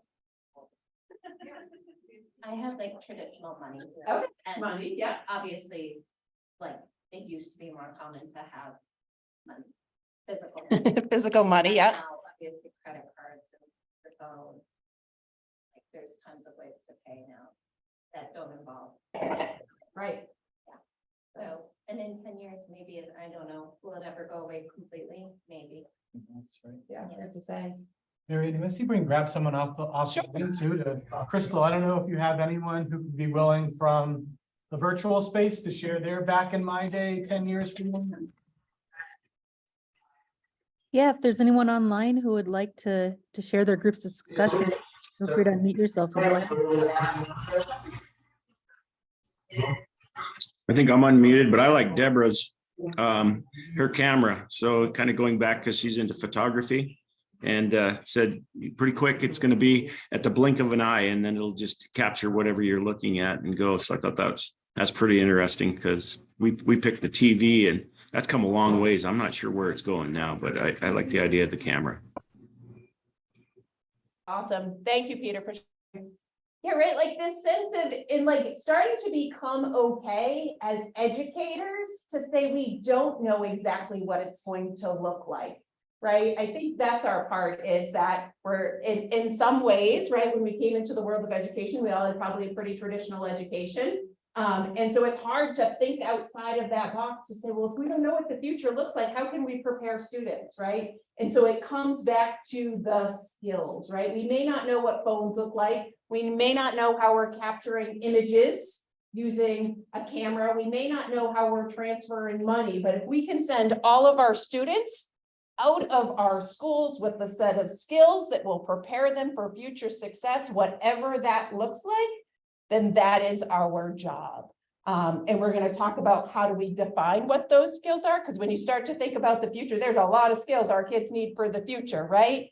And so that idea can start to become overwhelming. But this all, right? So we talked about teaching and learning at its best. We talked about finding your true north and your compass, right? And probably doing that before we do all of this, like our learners are changing, the world is changing, right? Because we start to get this sense of feeling overwhelmed with the idea of change, and that's not the intention. The intention is to be comfortable not knowing exactly what the future is going to look like, because that's the reality. And so finding our compass, our true north, is what's going to guide the graduate profile work moving forward. Not having all the answers. I know as educators, we like to have all the answers. We like ourselves to get the A, but this isn't about having all the answers. This is about guiding a community of learners to ensure that they're prepared for whatever the world will bring them. So you've been going through this with your participant hat on, also with your meta hat. Hopefully now you have 4 or 5 protocols, resources you can share back with colleagues. This is the key link we're about to make. We're going to make a leap from looking at little cartoon images of back in my day, 10 years from now, to the graduate profile. So Marianne just put up another Mentimeter. And this is the critical step that's going to start to take an idea and move it to action. In order to be prepared for the modern world, our learners must be able to, after all that we just experienced in the last hour and a half, think of that prompt and provide an answer in Mentimeter. We're really looking to get as many answers as possible, because the more voices we have, the stronger the answers will be. We need to switch it. Thank you, Spencer. So just go on that second tab. Yeah, hit it over. Thank you. So if you refresh your screen or click on the prompt that pops up.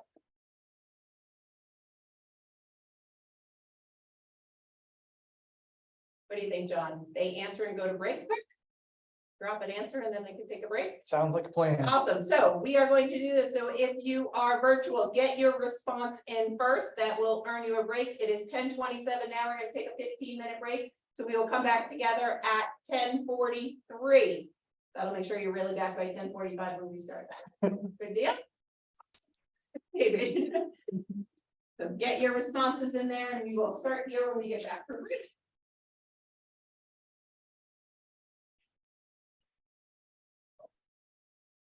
Great, well, we appreciate you. I'm sorry, I'm interrupting conversations. We appreciate you hanging with us today. We went a little longer than we initially planned for segment 1, but thanks for hanging in there. And hope you had a good break, and we're excited now as we move through the first part to get ready for the next part, which is a little more practical about where to go with the graduate profile and how you can take this to action, what it looks like. Before we get there, though, I wanted to just point out the answers that came through on the Mentimeter. We asked you, after going through this activities, to talk about what's important for students to be able to do in the modern world. And individually, you shared answers. Collectively, I think we found some consensus. You see ideas pop up about problem solving. That shows up several times. I saw collaboration pop up frequently. Communication. Communication. The word adapt or adaptability shows up. Flexibility shows up.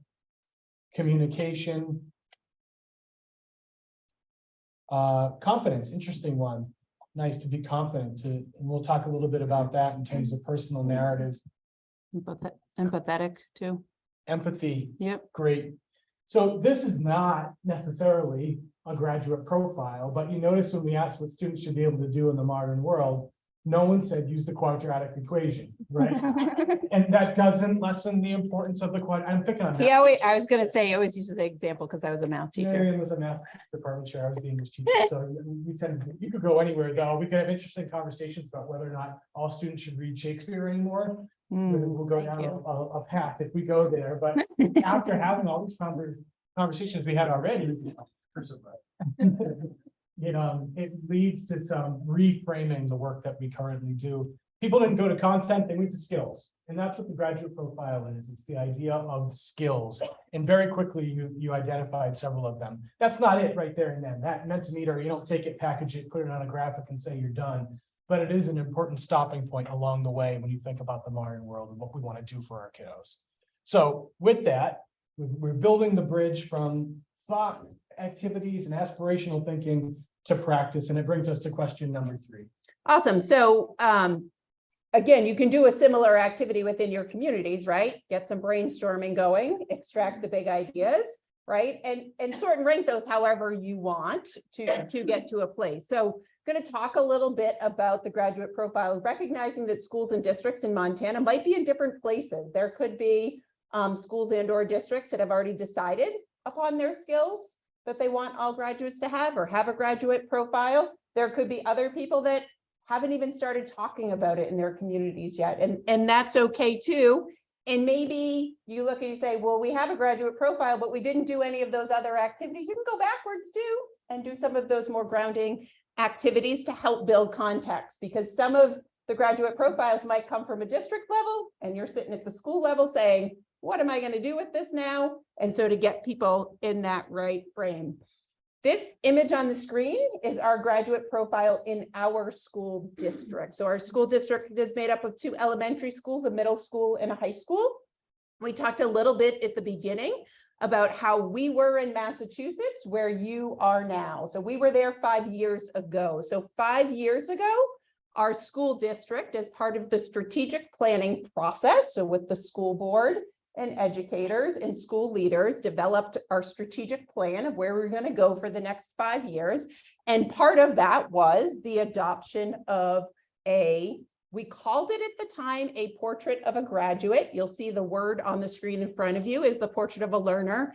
And again, Julie talked about that a little bit at the beginning. We changed the language because for our community, they were relating it to high school only and graduation. And so as we were adopting this and thinking about what the future looked like, we wanted to be sure it encompassed all learners. So that was a change in language we just went through in our community. And people adopted that quite quickly. We empower all learners to thrive is our district's mission. That's why that is there. We go back to it frequently. So that's that part of it. And you'll see that there are 6 skills, if you will. We like to think of them more as identities for our students, and we'll dig into that in a little bit. But our community decided that the skills, competencies, and dispositions that they wanted all learners to graduate from our school district were effective communicator, solution seeker, inspired innovator, mindful learner, global citizen, and skillful collaborator. So when it ended at the district level in the strategic planning process, this is what we had. We will talk a little bit, it's coming up, what you do with this, but I think it's important to stop here and talk about what this is. You'll see the image in the middle is the white outline is a graduate and the inside is an elementary school student, if you will. So this idea of extension. So a lot is held within a singular graphic.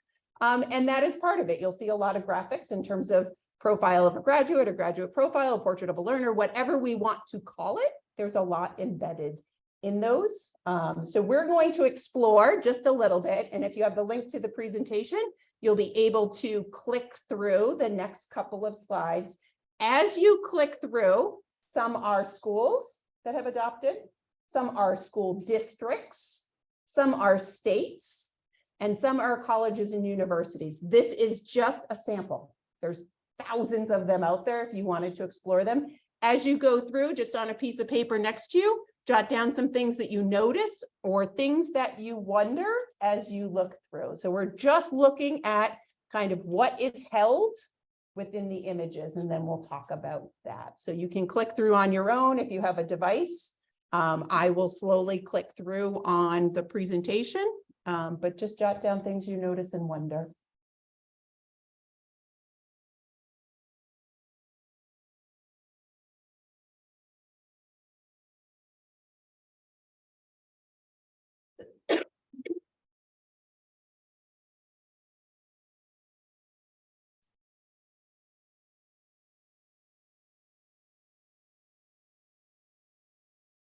You can look on a computer next to you, so it might be easier than trying to read what's up here.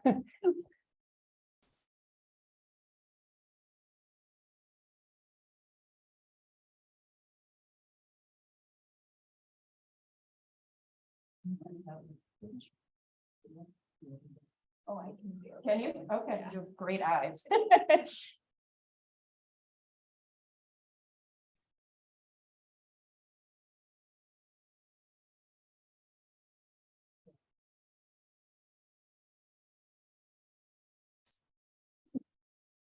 Okay.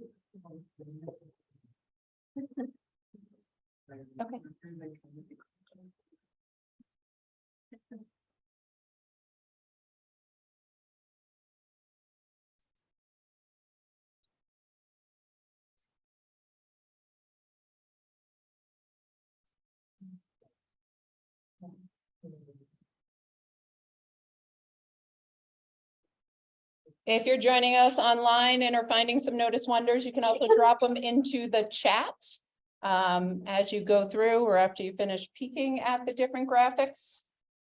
You know.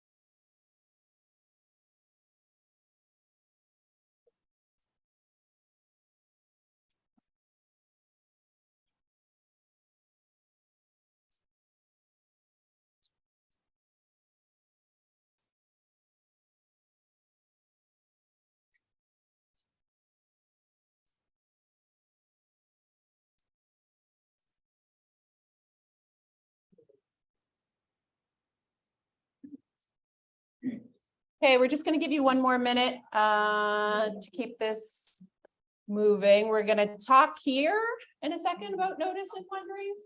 And online, you can drop them in the chat if you have a notice or wonder. That will be helpful. That feels really bright right now. I think there's one more or two more. Someone online pointed out one of their noticings was a lot more circular. Like the sense of like, you know, being complete. Some notice wonders in the room. What do we have? What have you noticed? What'd you wonder as you worked through these? Anything? I like the ones that are like identity facing, like effective communicator rather than like communicates effectively. You see that difference between the two. That's awesome. And that was intentional on our part to create this identity. We're going to talk a little bit more in a couple of minutes of this idea of personal narrative and identity and where that fits into the graduate profile. But for us, that's like a critical part of this work. Awesome that you noticed that. Other things that you noticed.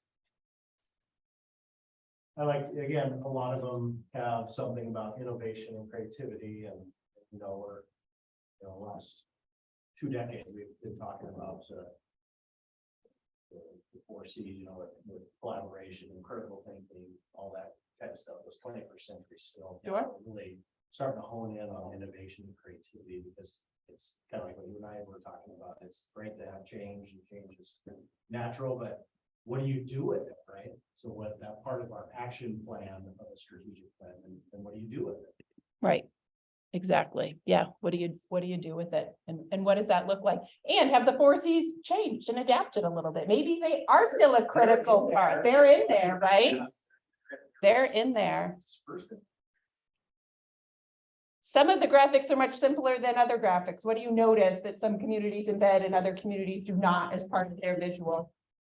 One of them is very focused on cultural.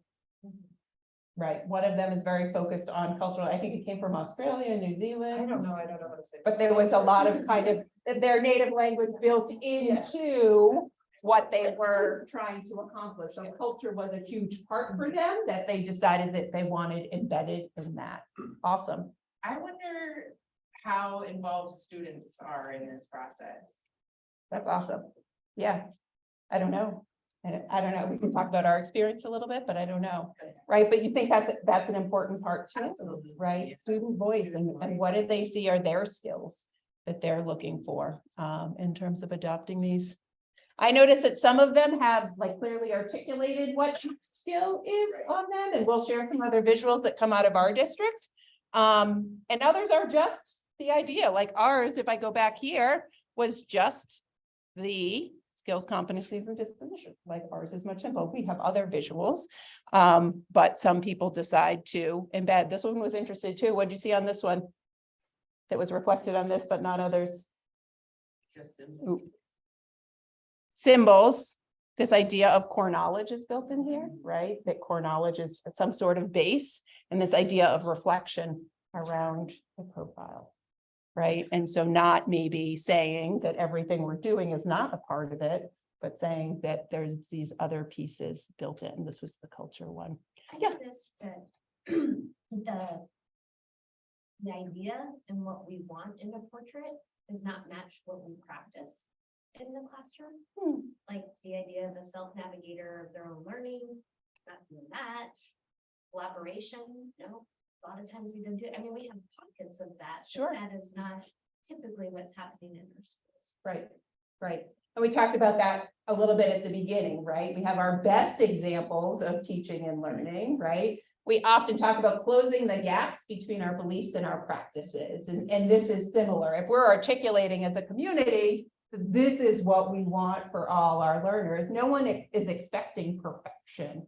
We are going to work towards closing that gap and giving the opportunities to practice and reflect, right? And so that is a process. To put something on a piece of paper is one thing, right? To articulate it, to make sure that it's happening in our classrooms is a whole nother kind of part of the process, 100%. Great. Anything online, John, you wanted to share? This last one here. Incorporate the idea of the whole child into the learner profile. That's great. Break down the components into specific skills. Wonder how we can connect this work with the district strategic plan, 100%. Online access, we can drop the presentation link in there as well. Great, perfect. So again, these are just a small set of what's out there. If this is a practice you think that would help in your community as you're starting to explore, there are thousands and thousands of them out there, representative of the communities that created them. Awesome. We shared a lot of graphics with you. We want to make the point that the graduate profile is more than a pretty image, more than a poster you can put on a wall. And that it's really what we were talking about, what you do with it that matters. It's how it comes into practice. And we'll talk a bit about that. Before we leave this, we wanted to just make this point. We noticed in the flyer that went out about our session, there was a link to a Ken K podcast. And if you add it to the chat, Marianne, it's ready to go. It's available for you to check out. But Ken K makes this point really, really well about being locally developed but globally positioned. That means is, although we saw a lot of overlap about communication and critical thinking and problem solving, you don't have to adopt someone else's. And it's important that you make it work for your community. In the podcast, he gives the example of global citizenship and citizenship. And we talked about one community in Missouri where they were looking at different profiles of the graduate profiles. And in that community in Missouri, the superintendent said, you know, I'm a little hesitant about global citizen, because here in our community, if you say global citizen, that means not putting America first. And we really believe in this community that we need to take care of our own nation first. And then he juxtaposed that with a community in Virginia, where he went to Virginia and they saw citizenship as one of the skill sets. And they said, we have 203 languages spoken in our school district. We have people who represent a variety of different cultures. And not everybody who's part of our district is a citizen. So we use that word citizen, it feels like it's exclusive and it's not embracing all of our student body. And they said, we really want to go a global citizen. And so two different takes on one term, different communities, and a community is allowed to make a decision about what they think is best for who they are. So it's this idea of really engaging the voices, and I love especially kids, making sure that our students, our learners are part, or have a seat at the table as part of that work.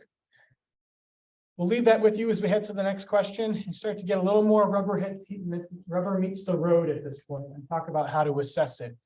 And we're going to give you a couple of scenarios to think about. So the first one is if a tree falls in the forest. We all have heard this adage before. If a tree falls in the forest and no one is there to hear it, does it really make a sound?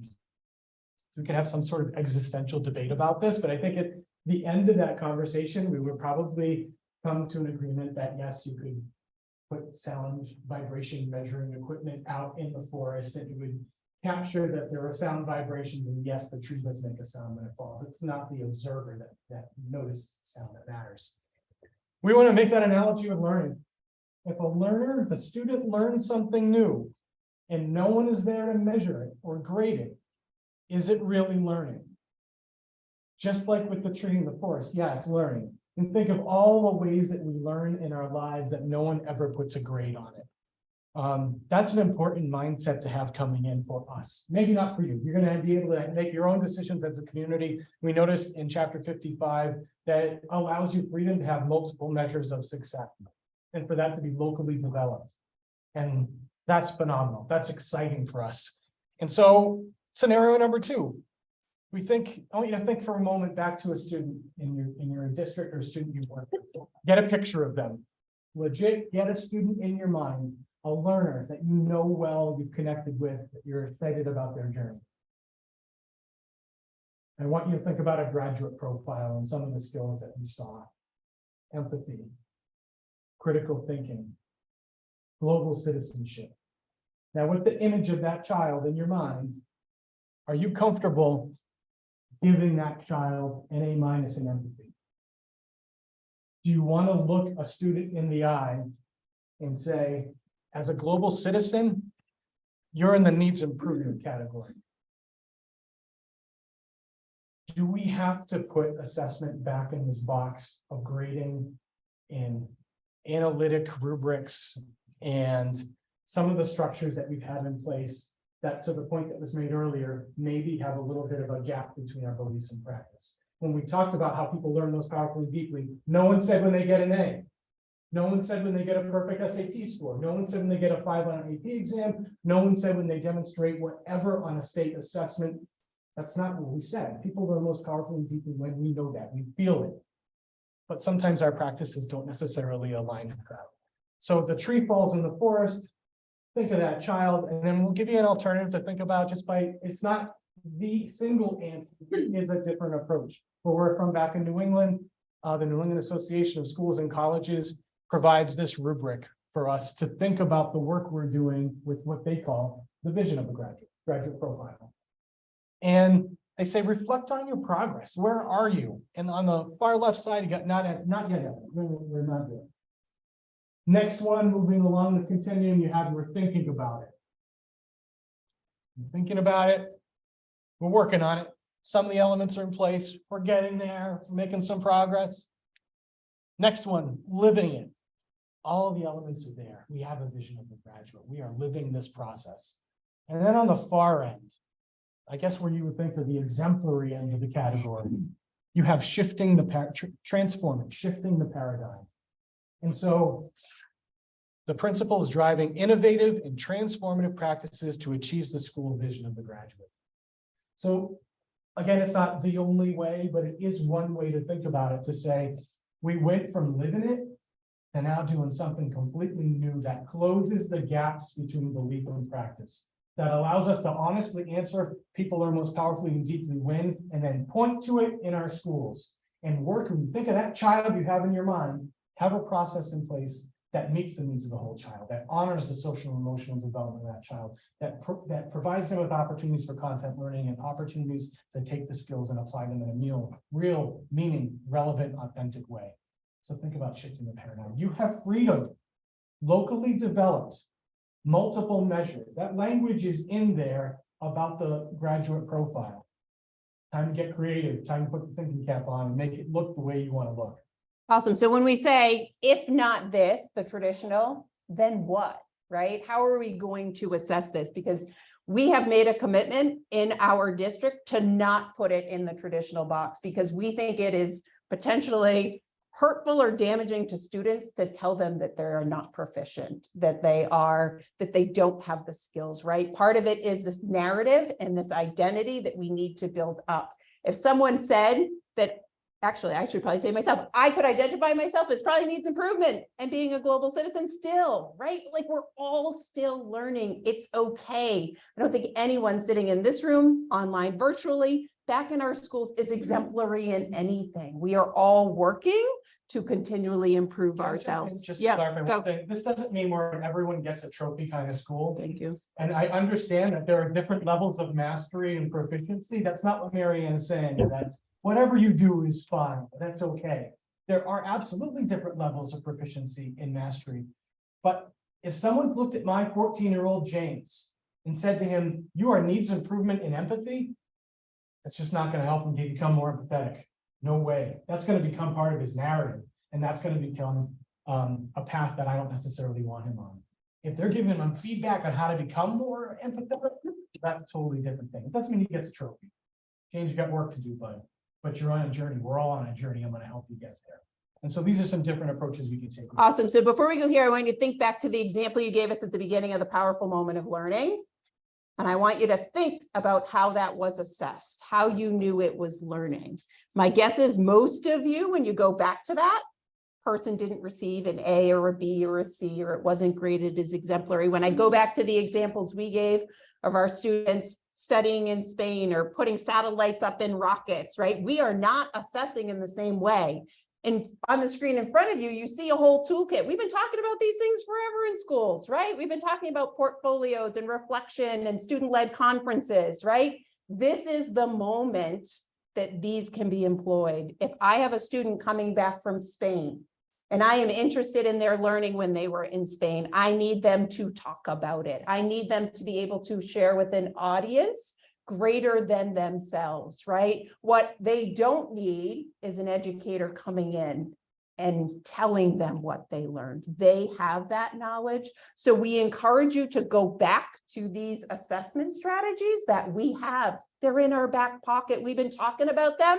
We haven't been using them as much because traditional education, it's really hard to use these things, right? And so if they've done a traditional lesson to have a showcase of learning, you're like, oh, what are the students going to showcase? I'm not sure what they can use. But when we talk about the powerful learning experiences connected to the graduate profile, they all align here to get students to reflect, to tell their stories of learning, right? And the impact on that experience to the skill that they acquired. If I have a student coming back from Spain who can articulate to me how that helped them become a global citizen, that's a powerful experience. If I have a student putting a satellite on a rocket and they come back from that experience and they're able to self-reflect and tell me the skills that they learned to be an inspired innovator, they're getting it, right? I, as the educator, don't need to have such a significant role in that assessment. I am guiding, I am helping them reflect and grow, but they are assessing their learning and sharing their learning. So we don't have all the answers here. We're encouraging you, again, as you adopt graduate profiles in your schools, in your districts, in your communities, to think differently about what you're doing. Go back to the multiple choice. See it as an opportunity. These have been sitting out there. Assessment of the graduate profile is another opportunity that's sitting right in front of us to get students to tell their stories of learning, to help students see the skills that they're acquiring as a part of who they are and why they're going to be successful beyond our schools. They can do that. We just need to give them the opportunities to find those pieces. And we'll talk a little bit more about how we help students reflect in our school. So that's part of it. So we are going to go through a little activity. This used to be your break, but we had break before. So if you are online, we're going to have you tell a story in a second. They're going back to breakout rooms, right? Online? They are, yeah, I would say, but they don't use pick it now and hold for a second. Yep. So in front of you on the screen, you will see the 6 skills, competencies, and dispositions that our district, we're just using it as an example. We could have put up any graduate profile there. We're using ours that are embedded. We want you to pick the competency that you most identify with. So on the screen, read the 6 of them and think about which one you most identify with.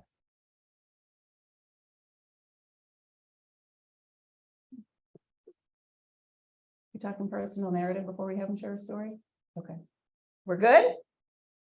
Everyone's got one? We'll come back to it in a second. All right, so hold that. We're good? What is the value of a graduate profile beyond teaching and learning? So we're talking about the experiences that our students have, developing more of that. But we're believers that this idea, and you got a little taste of it, is so much greater than the skills themselves. And so this is part of our work, and hopefully part that resonates. You want me to keep going? You want to go? I'm happy to Great. jump in. And so this term personal narrative comes up, and for us, personal narrative is tied together in the DNA of the graduate profile. Personal narrative, the definition we use is the story we tell ourselves about ourselves. You all walked in here today with the person. You will have a story that you have accumulated about yourself over years, over accomplishments, over challenges, over celebrations, successes, epic failures, first dates, big tests, all of it accumulates together and builds this personal narrative.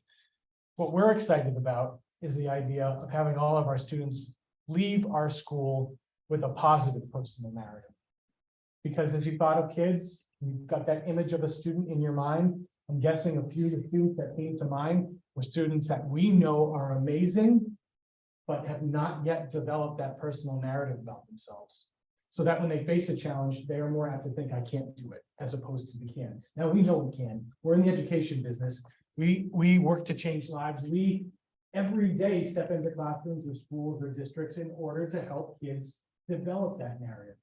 We want to take that qualitative piece of teaching and learning and make it the new measurement that attaches to the profile, the graduate profile. So we're going to give you a quick clip. This whole video is worth it, this TED Talk that you'll get a chance to see in a second. We're just choosing a 3-minute segment that talks specifically about personal narrative from a filmmaker, and he talks a little bit about what goes into our stories as individuals. When I was born, just like attention in a movie propels us forward with the desire to see what will happen next, a desire to resolve the tensions in our own lives will propel us to do really remarkable things. The next building block is that we need to tell personal and family stories. Now, in the mid-90s, there was a researcher named Marshall Duke, and he was doing research into why it was that certain families stayed together in an environment where many other families were becoming more and more fractured. And he came upon this really interesting discovery. He found that children who knew more stories about their family history, stories about their childhood, and about challenges that their families had faced, were more likely to have a stronger sense of control over their lives. They had higher self-esteem. They felt that their families worked more successfully. It turned out to be the best single predictor of emotional health and happiness. And it was also the biggest factor in making them resilient to stress. The stories that we tell about ourselves and our families will keep us centered, and they're going to help us mitigate the stresses of our lives and careers. Now, when I was 4 years old, I spent a summer with my grandparents. And my grandpa, who was a teacher, his true passion was this garden that he had in his backyard. And so I would follow him around for hours, just peppering him with one question after another. Grandpa, why does the birdie stick its head in the ground? Why does it want the worm? Why do birds like worms?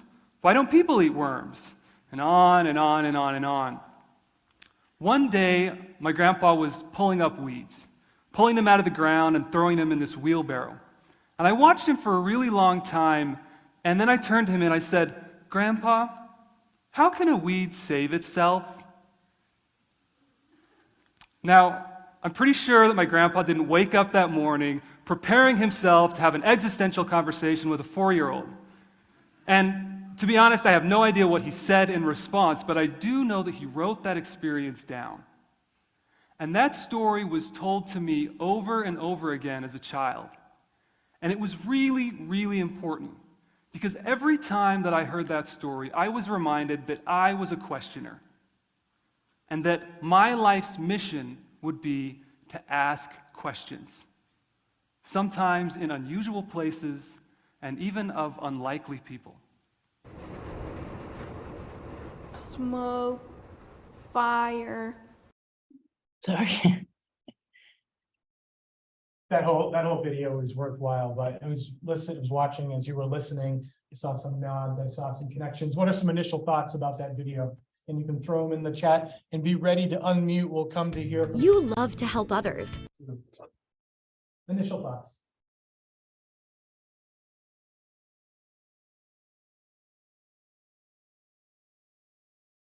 We'll start with folks in the room.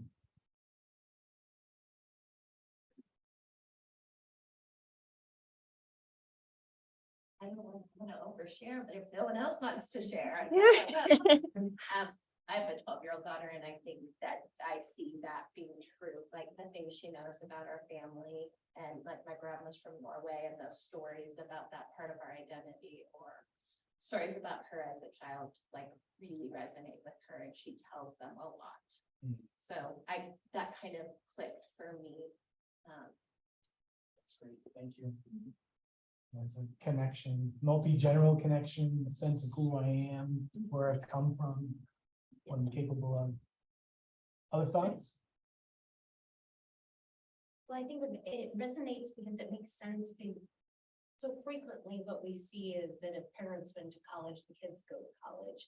If parents are travelers, the kids travel, and those types of things. Like, people see that as an option and they've done it and explored it. That tendency is that for those kids and those families tend to move on through that.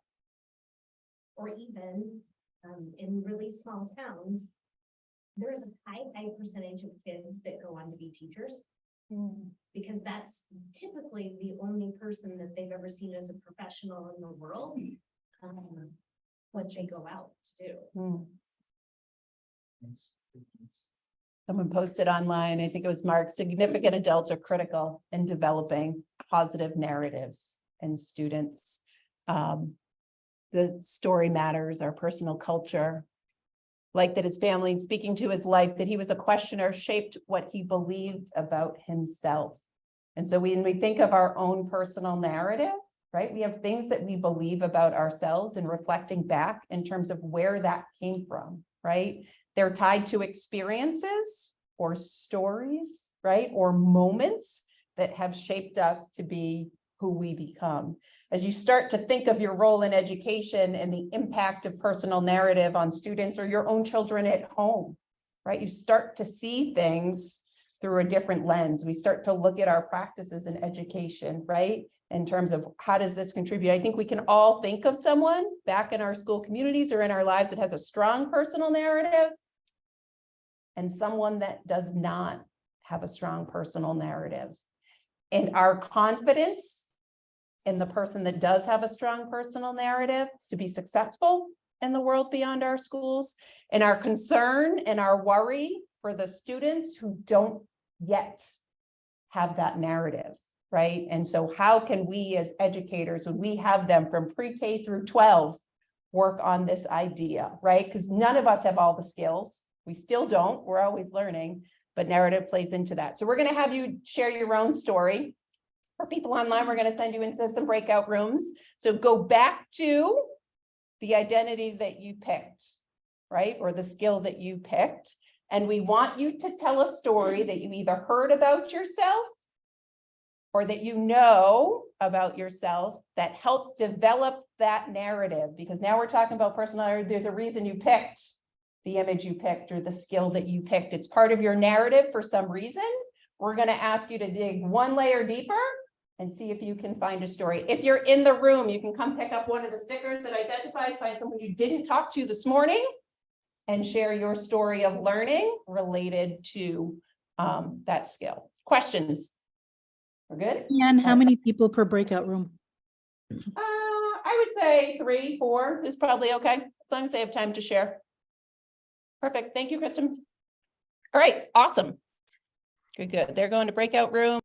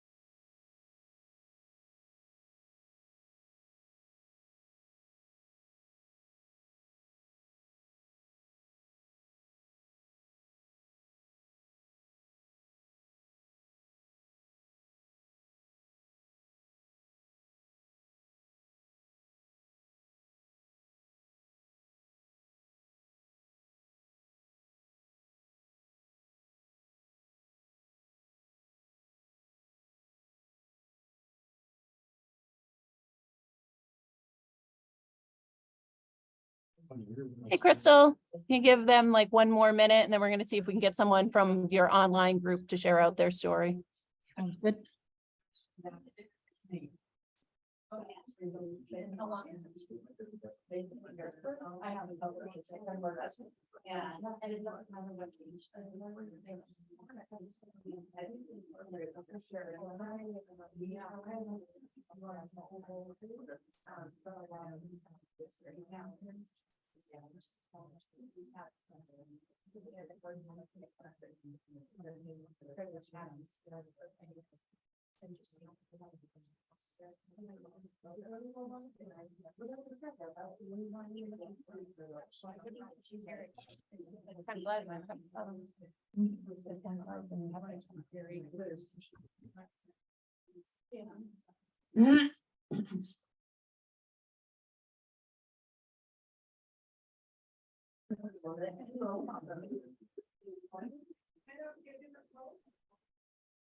Awesome. If you're in person, wrap up your last story. Our online crew is coming back to us as well.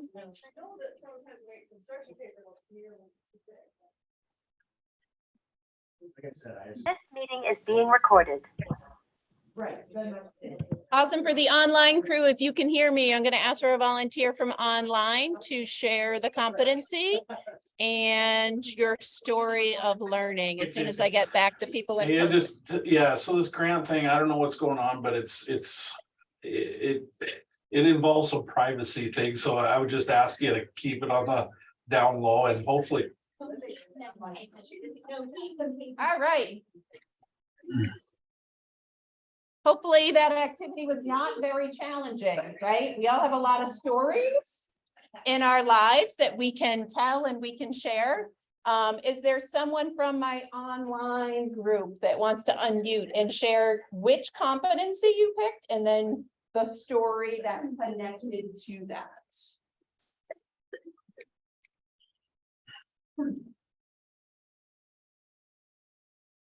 I can go. Awesome. Say, I did the Inspired Innovator, and I talked about how I actually related to my son who could turn a box into anything. A box and a knife, and he can turn it into a garage. But then how I related it to, I taught a STEM class and how we had a big box at school one day and the kids randomly asked, can we turn it into something? And they did. And from there, we had to make a trip down to the furniture store in the next week. And everybody wanted a box so they could turn it in. It was a rocket, a car, but they were all for our preschool. So just the problem solving that went into it, and the grit I was talking about and how they had to overcome challenges was huge in that project. That's awesome, right? And so for one singular box, great example, right? They had a story they told about themselves, right? That they were these innovators that were creating it. So less about the box. I know that was critical that day, but more about who they are. Awesome. A story in the room that someone wants to share.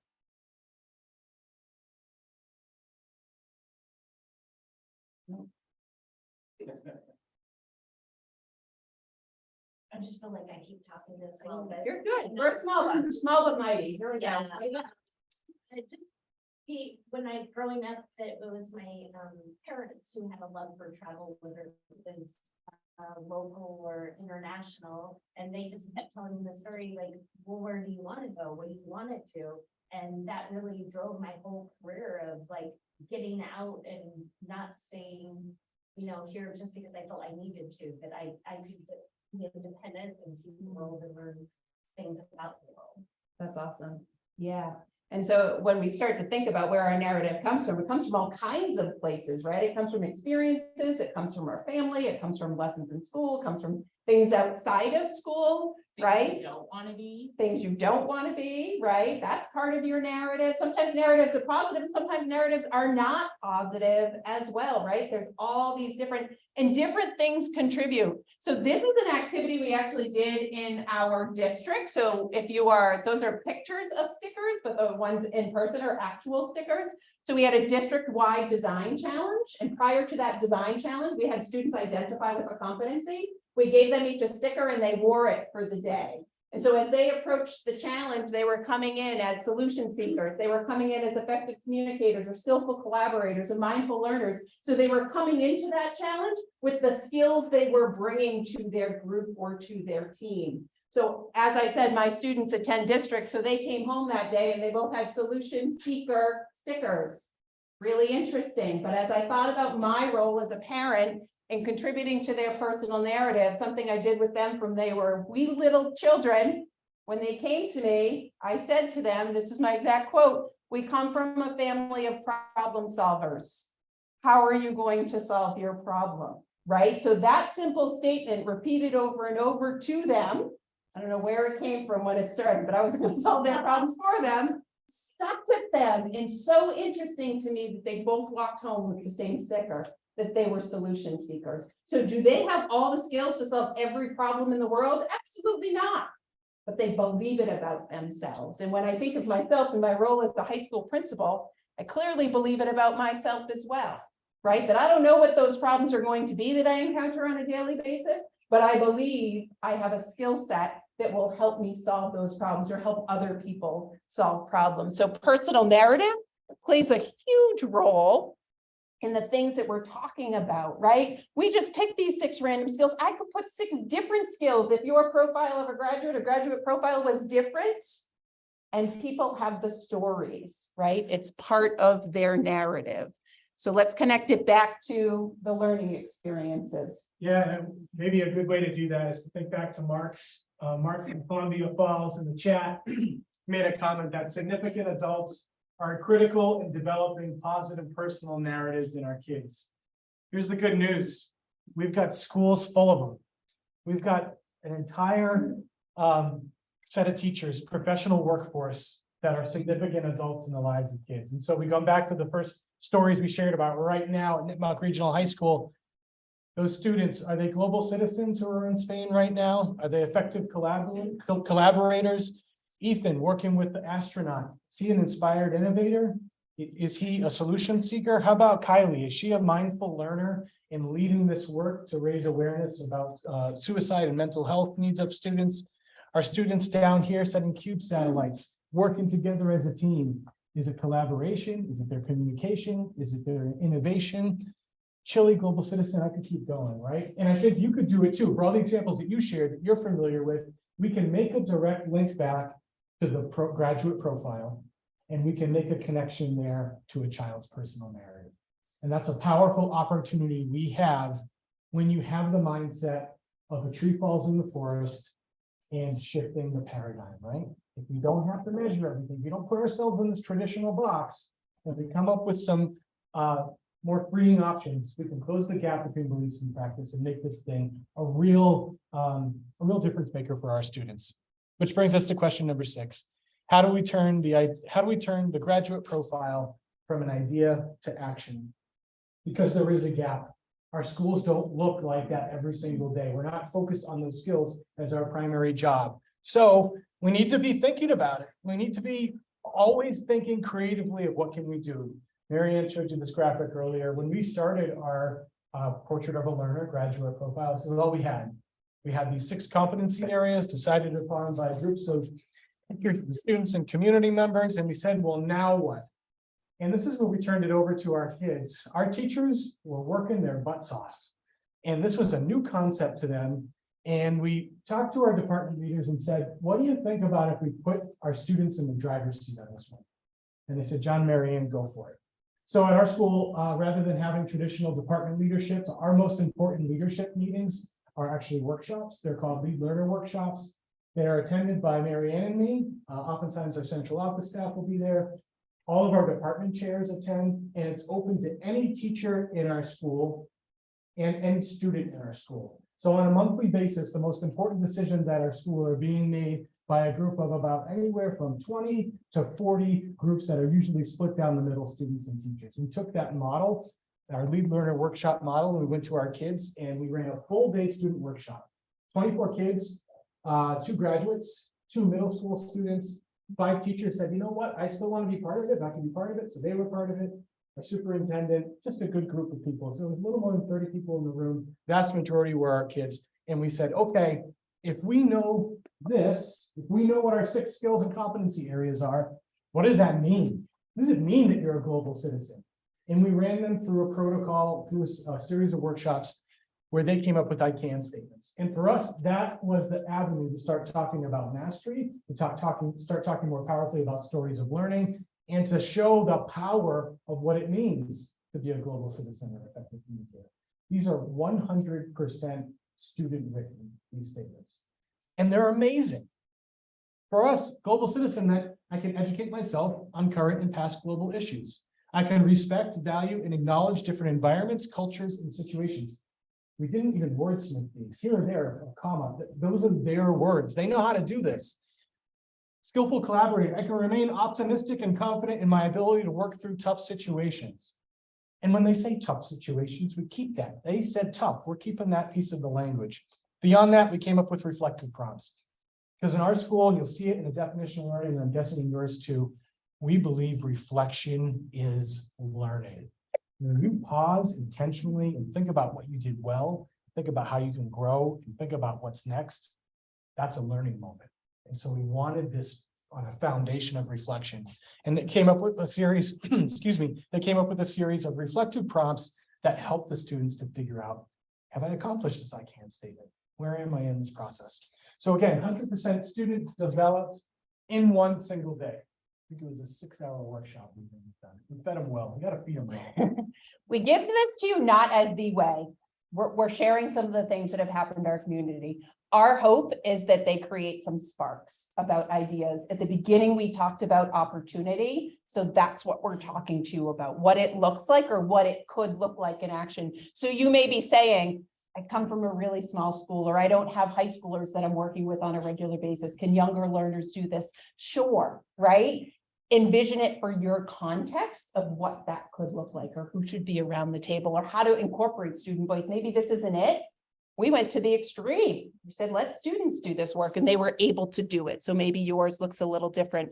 Anyone familiar with the CASEL competencies? Social emotional learning. So we started to dig into this work. It was after our district had developed the portrait of a graduate. And we took a look at this. Self-awareness, self-management, responsible decision-making, relationship skills. What do you see? These are graduate profile skills again. And we said, oh, this is super interesting. I wonder how they align with what our students already wrote. And guess what?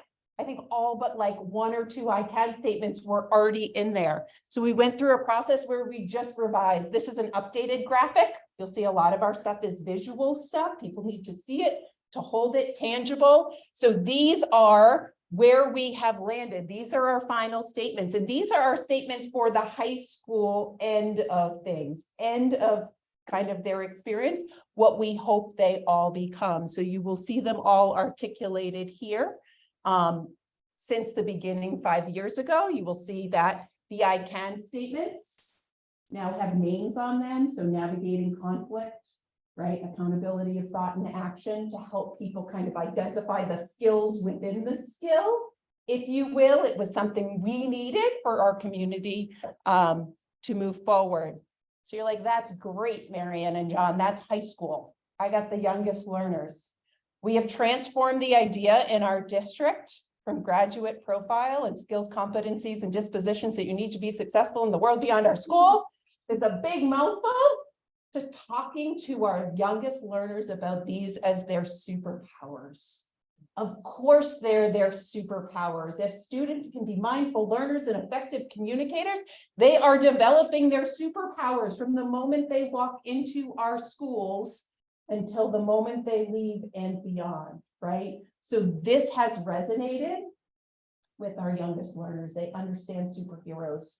And why wouldn't we, if we believe in the idea of personal narrative, make all of our students believe that they're superheroes and that they have the skills of the superheroes that will empower them through. So we don't talk in terms of deficits. We talk in terms of skills that they're going to need. Do you need to talk about them as superpowers in your schools? No, but we've done it and it resonates with them and they get excited about it and they can go home and talk about it too. So you'll see the I can statements, there's less. It's simpler language. so that they can engage with it. So a recent design challenge example, students had a coloring book of superpowers and they were going through, these were like cut and paste little things that were created. They could stick them on, right? So as they went home with their stickers, they could talk about who they were. And this is kind of the middle of the road language in terms of, right? So you have to level things. You can't say what we produce for high school is going to work across the district and our youngest learners are going to understand. So this is kind of the middle grades, upper elementary, younger middle, gives them some language that's easier for them to use, because it's not about us as the adults. It's about the students and the stories they tell themselves. So we need to give them language and concepts that they can understand. So what does it look like in action? What does teaching and learning look like when you're talking about the graduate profile? Well, one of the things we had to talk about was the beliefs practice gap, and the idea that you're not necessarily going to develop graduate profile skills when you're doing a worksheet. And that doesn't mean we banned all worksheets, but it meant, well, let's look at the extreme end of this thing. And if this is a newer concept that doesn't fully align with our current curriculum, let's get out of the box and let's come up with some new kinds of learning experiences that work for all. And so we came up with Inspired Learning Days. We run them twice a year. They are based on what students want to learn rather than what we want to teach. We plan them several months in ahead by doing school-wide brainstorming sessions, and we ask our students, what are you interested in? What are you curious about? What do you want to learn? These started at the high school. They are now district-wide learning events where our youngest learners, pre-K, are engaging in Inspired Learning Day activities. And so what does it look like? Well, for us at the high school, it means that we may have students who say, I am really interested in nature and I'd like to learn more about the area that we live in. And so what we've done is we've worked with a local park ranger. And that park ranger couples with the science teacher. We get a group of kids go out, they walk out into a preserved area, and they're doing drawings, they're doing reflections, they're working with the park ranger. We've sent kids off to local colleges and universities to build proteins and labs if they're interested in bio. We've also had some kids say, I want to know how to take care of my car and I want to know how to buy a car. So we took the doors off the front of our school, we brought a car into the lobby, brought in a local car dealership, and they worked with our kids to help them understand how to buy a car, how to take care of that thing. We had kids say, I want to design a dorm room on a dime. We brought Bed Bath & Beyond in. They set up a classroom and showed kids how to set up. Kids have learned how to ice skate. They've gone on a math tour of Boston, understanding how mathematics is involved with architecture. You name it, we've been able to create it. It's this idea of, let's not change everything. Let's take a day. Let's take 2 days a year and let's see what it looks like. And when our kids go through these experiences, and then you say, okay, now reflect on where you grew as a skillful collaborator, a global citizen, an inspired innovator, they're able to make the connection between that learning experience and their narrative and the graduate profile, which for us is really exciting. And again, it comes down to this idea of reflection. I should say too, just to go back to this one, our kids often run sessions. Our kids have a ton of talent.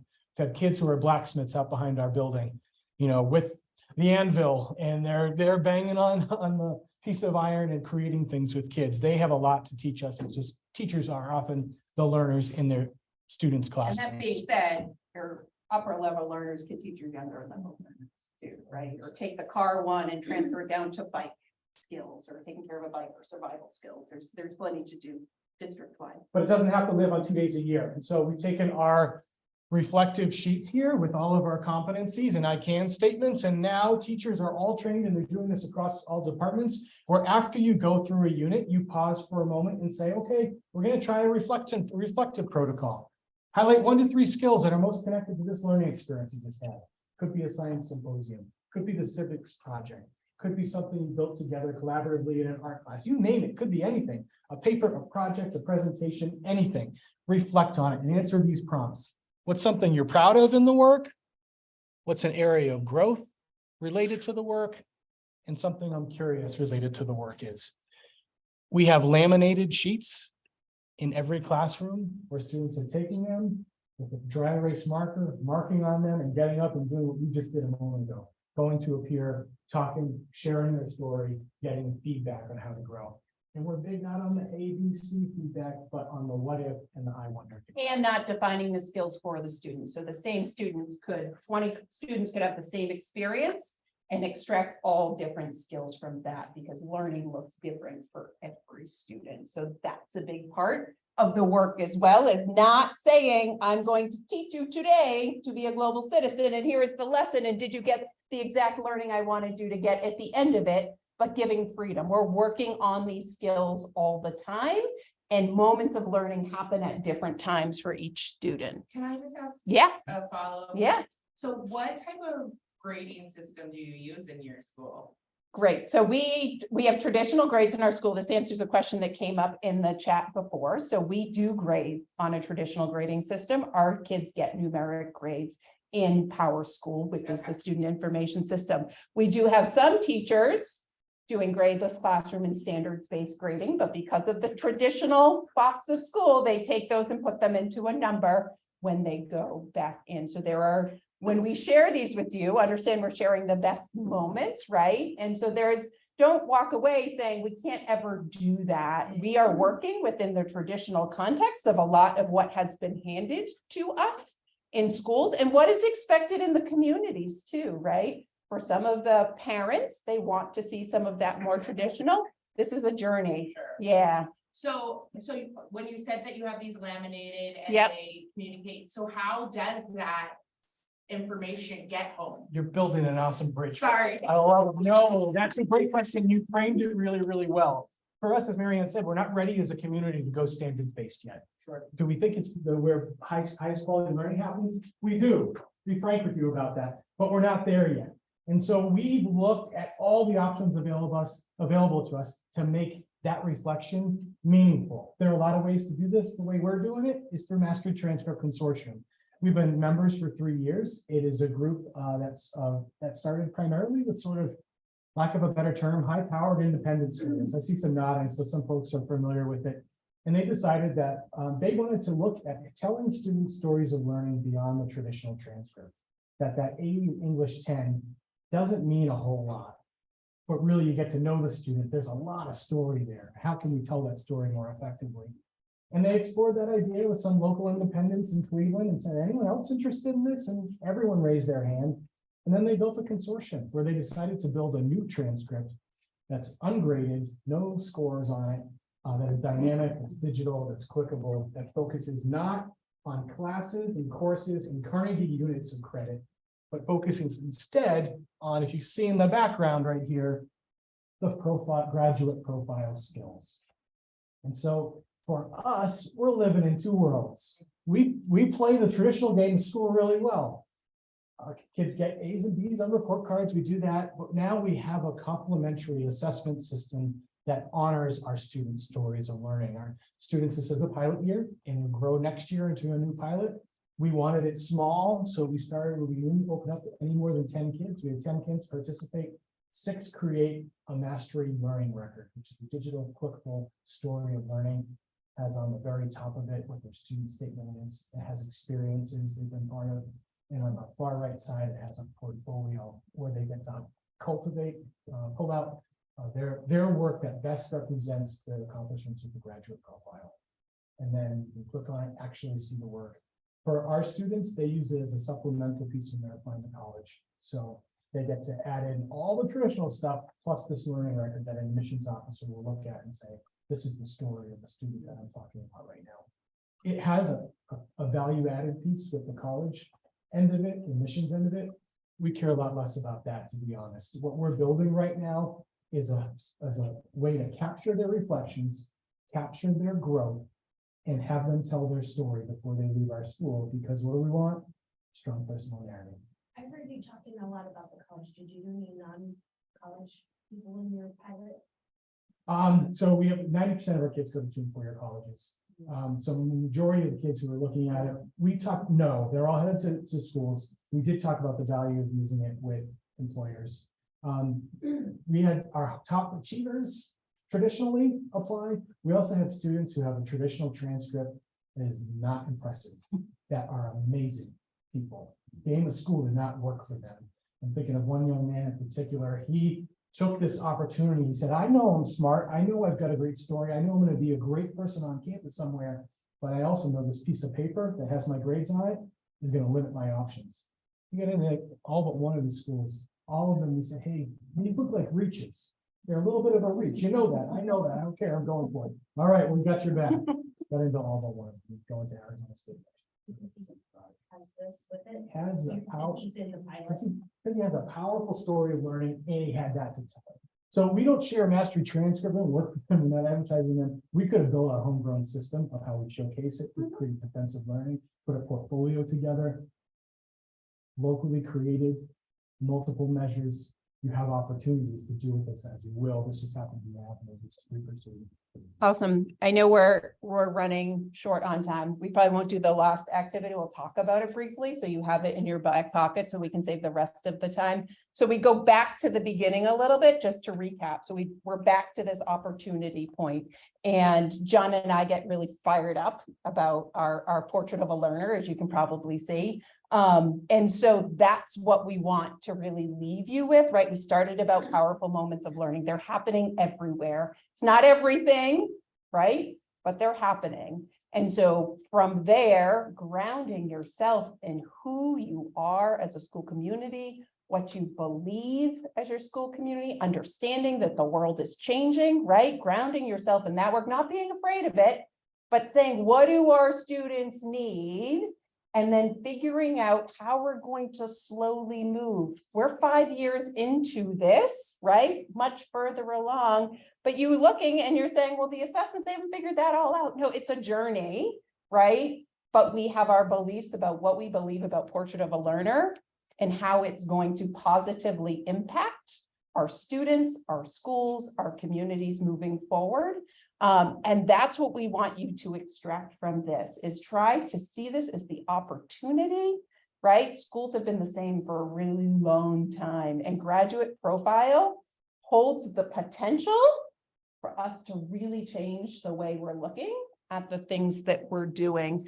The last protocol, we'll give it to you. We'll talk about what it looks like. We won't do it. We are a community that believes in the power of what if.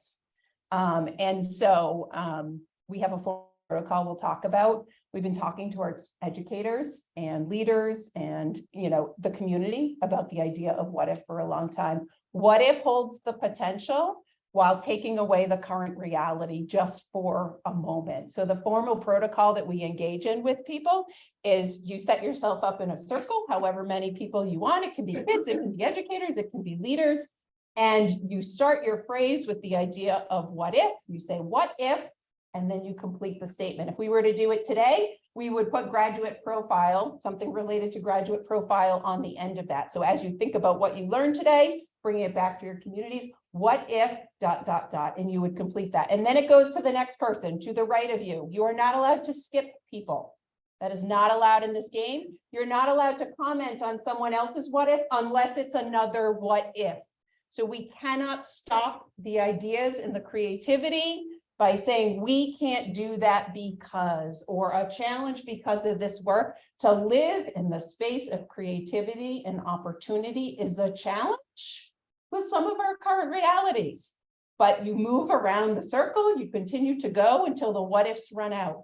Sometimes it can be a few minutes. You could keep going. If you have someone not participating, capture, just type, capture all the ideas in a what if doc, right?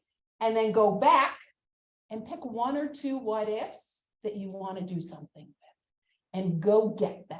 Go figure out what it will take to make that what if a reality. So you can do it with Graduate Profile. You can do it with anything in your school communities. We are at the point now in our school community where people will pop out into the hallway when John and I are walking down, be like, wait, what if I this? And they give it to us. And our job is to take away the barriers for them to make it happen, right? It's safe.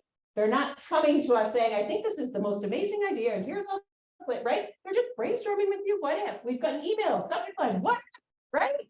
How amazing is that to be an educational leader?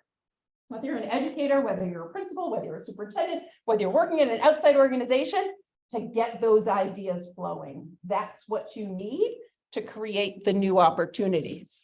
that we talked about here, right? And then just remove the barrier so that people can do some of this work. And maybe you accomplish one or two of those what ifs, go back again, play the game again, go back to that doc, extract a couple more, right? But the critical part is going from what if to what's next. Write the action steps that are going to get you there. And then it makes it seem more possible. As school leaders, district leaders, state leaders, imagine the potential of getting everyone in the mindset that we've been in this morning, and you've been so great in working with us and building that shared sense of compass point, what our true north is. And then imagine the what ifs. What if we got all the parents on a back to school night together and asked them about the skills? What if we developed our portfolio program a little bit more? What if we tried a gradeless class next year? What if we built a defensive learning for fourth graders, eighth graders, and 11th graders?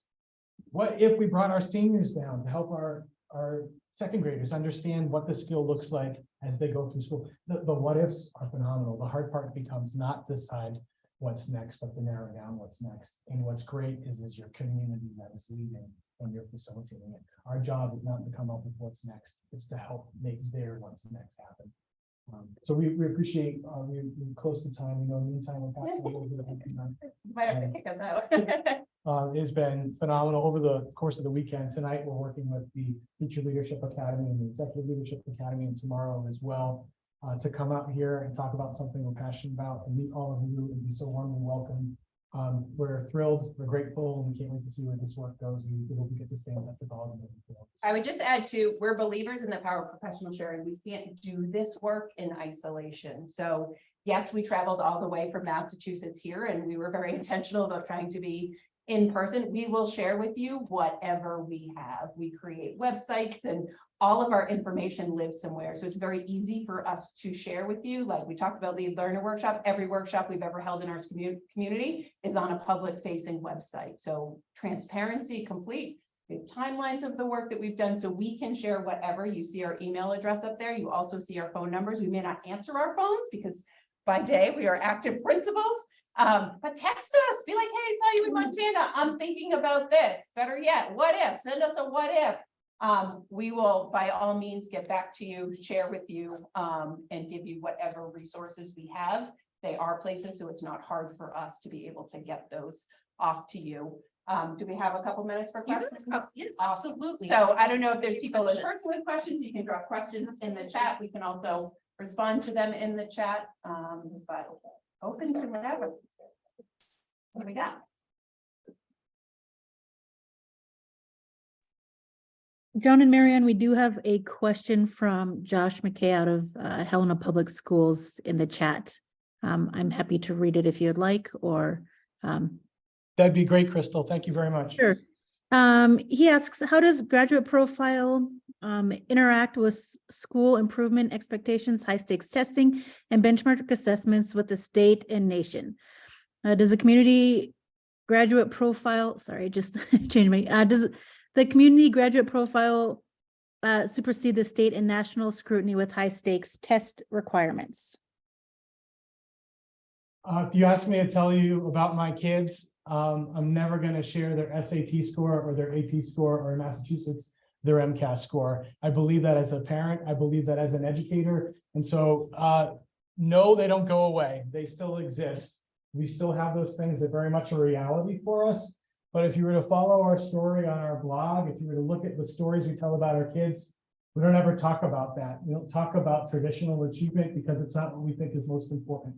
It is not, it has relevance, and we get that, but we are actively trying to tell a new story of school. And so we believe firmly that the graduate profile and traditional curricular expectations are not mutually exclusive. When you do the graduate profile well, you will see the other outcomes improve. 100%. These are not two separate things. We have found that as we focus more on as a school community, we've seen our test scores increase. We've seen our students continue to get more and more colleges that they want to go to. We've seen the growth of our younger learners improve, but we have been intentionally focusing the majority of our attention on graduate profile. So it still exists. It is still a reality. I refer to it all the time as our license to be awesome. As soon as we have scores that if they plummeted in a year because of this work, well, we'd have some explaining to do to our community. We'd have to get in front and say, this is why, this is how we're rectifying. I don't think they're gonna plummet. I think they're only going to grow because the graduate profile is not something different. It is just what makes their learning actionable. So I sound passionate about that. I am, and I totally feel your pain, by the way. Was it Peter that asked the question? Josh. Josh, thank you. Can I just say, I'm with you. I'm feeling that pain, Bob, because it feels like we're pulled in so many different directions. And the public measures that you were talking about are easy to understand. It's easy to get a test score. It's easy to get a norm set of results and to put your community versus my community versus someone else. So it is a reality, absolutely. And I don't dismiss it, and I don't want to sound obnoxious about it. I'm just passionate about it, and I feel like those two things can exist at the same time with this kind of an intentional approach. Awesome. There's 2 questions in the chat from previous that I want to bring back up. They were OPI questions. The first one from Nicole, if you're still in the room. Does anyone know if OPI will expect all of our graduate profiles to be the same, or if each school will be allowed to create their own graduate profile? So I'm gonna actually toss it to Julie, who's back in the room. You probably just need to see an arrow computer for them to hear. Hi, it's good to see you guys. Hope you've all had a great session.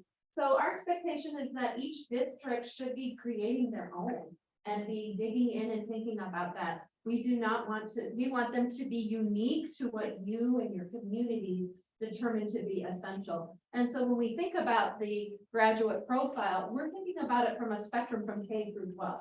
And we know that our schools are going to be in different structures from whether it's, K-5, 6, 8, and so you may be thinking about at like the elementary school versus the middle school versus the high school. There may be pieces of it, right, that are kind of built along the way and scaffolded, where maybe one is more relevant for the K-5 versus an attribute that is something that you're expanding to get towards the end.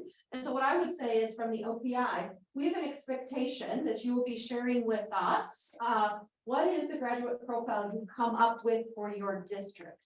And so there may be, right, some pieces in there where you might have some schools where you might have to, kind of explain to us, well, this school, our graduate profile does look a little bit different because of a very unique set of expectations. What I would say is you have a lot of flexibility to go make this work happen and to be thinking about how do you generate that with your districts to be understanding that attribute. So we're not going to have this piece that says, we don't like your graduate profile, take it back, redo it. It doesn't match, right, the attributes that we think we should have.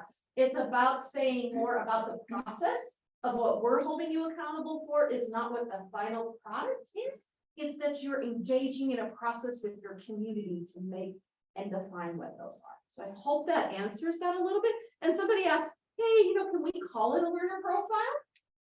You just need to understand when it comes into the format that you'll have at the end of the year for the integrated strategic action plan, when you'll be sharing with the OPI what you've come up with, that you probably say, we call it a learner profile, right? But you have to understand, we're going to accept that as terminology equating to graduate profile. So I don't have an issue with you calling that a learner profile. I think you just have to understand our words when we hear it in rule, and when we talk about it publicly will be called a graduate profile. So if you want to translate that, I'm okay. Julie, I have an additional question. Yes. First of all, thank you for making this virtual for all of us who cannot get to Billings. I really appreciate that after you listen to us in EMAS. The question is this: how long do we have to craft this? Because this is really an awesome thing, but I don't want it to be rushed. And I want to make sure that our community, our board, our staff has time to sculpt an accurate graduate profile. And I'm not saying that's ever a finished product, but I just want to do it really well the first time. So how long are we going to have before we have to present a graduate or a learner profile to you at OPI? So a full year, basically. So from now until, we're not going to expect you to be turning in where you're at in your beginning stages until March of 2024. And hey, Julie, can we please bring these people back and have some like hands-on work sessions and and send them out to the prairie way out here in the northeast corner? Yes, of course, of course. I mean, of course, we're gonna continue to do the work. We're gonna be at the Summer Institute as well. The staff is, and some of the staff is here in the room. So we're gonna be available there at the Summer Institute. We're also, Marianne and John are with our teacher leaders and our executive leaders. And we have a group that's doing a capstone. There's, and so I would expect they're gonna be able to also, after having a much deeper dive, be an asset to you guys as well, as they're going in a little bit deeper and kind of taking on a project. So I would hope that we begin to think about, right, how do we have some more opportunities to be sharing and talking about this? And, you know, even like in the mass meetings, if we want to do check-ins, you know, every month to say, hey, let's just take a moment to share across our districts. What are you starting to come up with? Where's the work? I think the most critical piece is starting to think about how you put together your stakeholders to start the conversation. That's the most important piece, right? What we want is that authentic process. What we don't want to see is you just get down to the end of the day and you just copy and paste something in for compliancy purposes. We'd rather you put something in and say, we're really close. We got a month out of what we got to do to get this done. But, and we know it's not a final product, but it's a work in progress. That's going to be better than not doing authentically the work with your stakeholders to engage in this process. Because I would imagine, like over the 5 years, when I think back to when I had a graduate profile before at a high school, we tweaked it a couple times. It wasn't like a final thing. It kind of had some massaging. The major tenets stayed the same, but even how we like shared it and published it out there kind of took on different kinds of faces. So I would say March of 2024, we're going to ask you to share with us how you engage your stakeholders and what have you come up with. And Julie, I was just gonna say, part of our conversations through the accreditation team was then that action plan. Again, I know now it's called the strategic action plan. I know from that November conversation with the Board of Public Ed that you guys had about making sure those are both components that are married together in this process. But then moving forward, I guess it's important for everyone to know that that's the collaborative piece through the school board, the administration, the community of that 3-year process where annually we're measuring it locally, but then every 3 years, like you say, we're growing towards that 3-year point eventually down the road, right?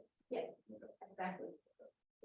We have some sort of, I heard you articulate clearly what you're expecting in March, but there'll be some sort of tools like a template or something for schools to work off of. Yeah. Yes, we'll be putting together, you know, guidance documents and all of that. We'll be formalizing. Ashley and Ellery are sitting in the room right now. They're hard at work, you guys.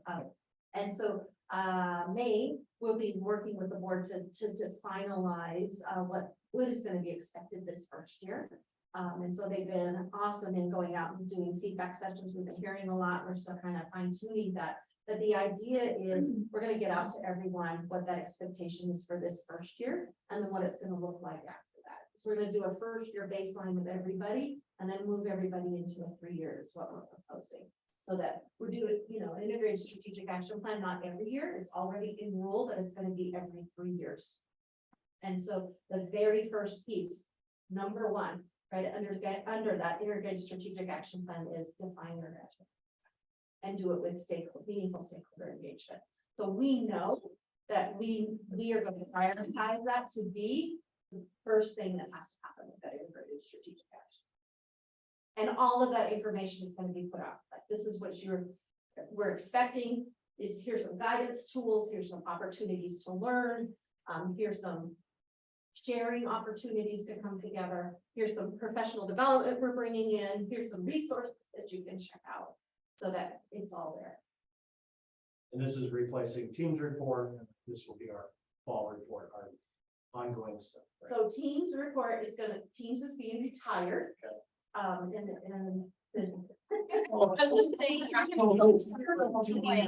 So Teams is being retired. We had to pay out bonus for it. Nonetheless, it is being retired and has already been created this last spring and is getting, we got an opportunity to start to see what it looks like. But it's all in Infinite Campus, the annual data collection, so there's not repetitive data of having to be collected. So it's all gonna be right there.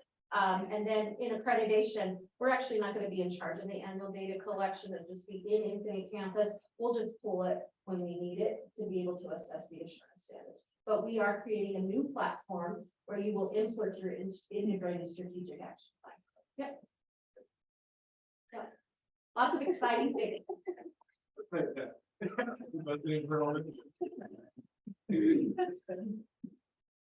I have one other question for you guys.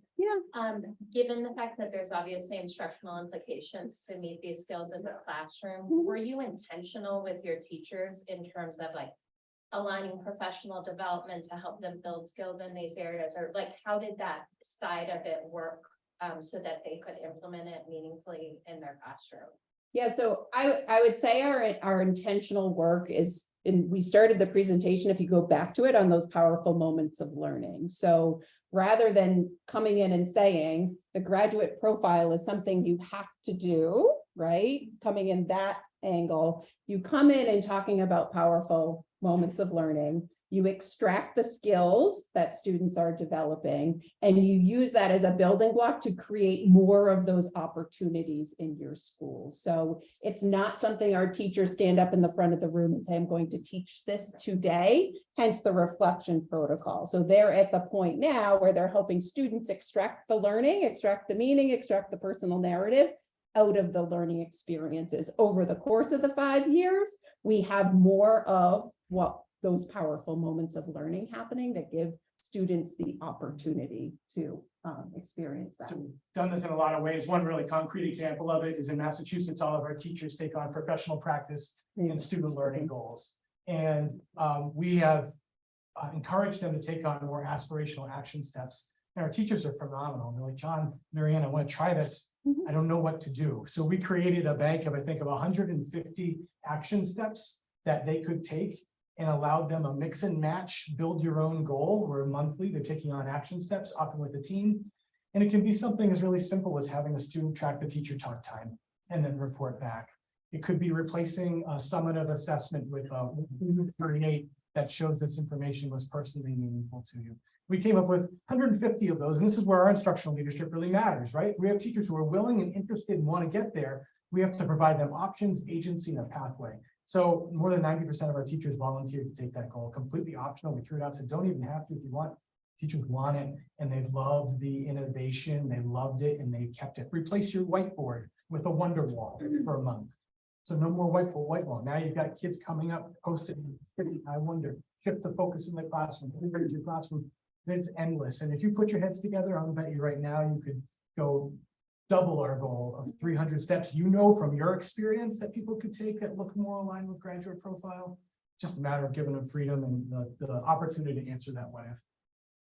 So it's like a shift in thinking, right? In terms of the graduate profile being something we do or explicitly teach, to kind of extracting the learning out of those moments, if you will. But yes, there are definitely things that educators could do in the classroom and helping them get closer to, right? Like as educational leaders, removing those boundaries, right? So our students are off campus way more than they ever were. They're going down to other schools collaborating. So those things are happening more. And the more those powerful learning moments happen, the more this practice is coming into play. But we were very intentional about not rolling it out and saying, you have to teach this. And so much so that some of our like math teachers would be like, well, we're solution seekers in the math department, right? And so wanting to like hold on to a skill. Yes, you are, right? But not explicitly, right? You're effective communicators and you're skillful collaborators and you're global citizens and you're mindful learners. You do all of those things all of the time. We can't just separate the skills necessarily into little boxes again, so.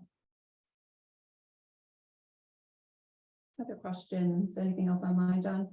They've all gone home. The question is, Yeah. I don't know if this is actually a question because you were talking about your demographics of your students. Who most of them do go to college.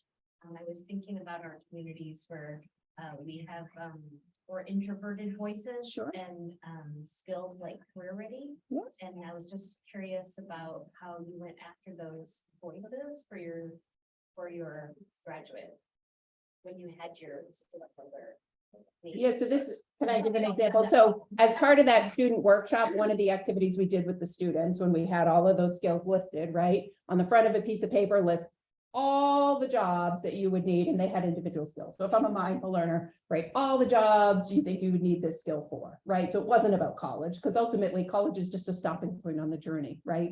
We are preparing them for that, or we're preparing them for the world. So they brainstormed the whole list of all the careers, right? Jobs that they might do in their lives that required them to be a mindful learner, and they did it for the 6 skills. And then we said, all right, turn the paper over.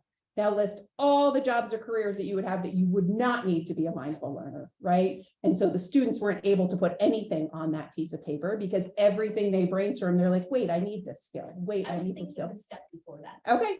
Before you came up with the, So so we have a like couple- soliciting community. Yeah. Right, a couple really solid feedback forums for us where we hear from our kids. One is lead learning workshops, the other is our food for thought lunches that we hold every couple of weeks. It's usually 3-ish teachers, Mary Ann and I, and then we bring in about 15 students. And what we do is we run a feedback protocol with them. And we're really intentional about making it wide open to everybody. Raise your hand if you want to be part of it. But know that a lot of our students are not going to raise their hand and ask to be part of it. And we need to intentionally go out and bring them in. We keep the same questions for an entire year. So usually it's like 8 questions we keep. And we have kids come around, write on chart paper what their answers are after we have lunch together or snacks or dessert. And then we have a conversation about it and we talk about it and we get diverse opinions so that we're not going simply with one loud voice that's providing the direction of the school. We're able to get written feedback, conversational feedback, and then we take everything that's written on one of those chart paper, we put it into a Google Doc, and then we generate word clouds. And very quickly you get your themes that are more representative of the voice of the entire student body. And it allows you very quickly to pull out some of your key action steps that you need to take. So we're intentional about bringing voices to those. Typically, it's just a mixed group, heterogeneous group of people who represent different voices, groups, clubs, activities, leadership positions, not whatever it may be. Every now and then, though, too, we will hold a specific session for a group. So we have a group of, for instance, with our social thinking group, students on the autism spectrum who expressed interest in doing it together out of their social thinking group rather than individually and participating in a large setting. And the feedback they gave us in that was absolutely amazing. So just being, you have your own feedback forums, I'm sure too, just being intentional about making sure you get all the voices around the table and not just the loud ones. I was thinking more of the adults, I guess. Also the community. We'll get your question right eventually. That was right. So another great question, right? And so where do you extract that information from? And so when you're going to, even all the way back to the beliefs about learning and stuff, you have to think of like the opportunities that you have. Like, do they come into the school at any point in time for a conference with a teacher? Would they respond to a digital poll? Is it something that would get mailed to the homes and mailed back, right?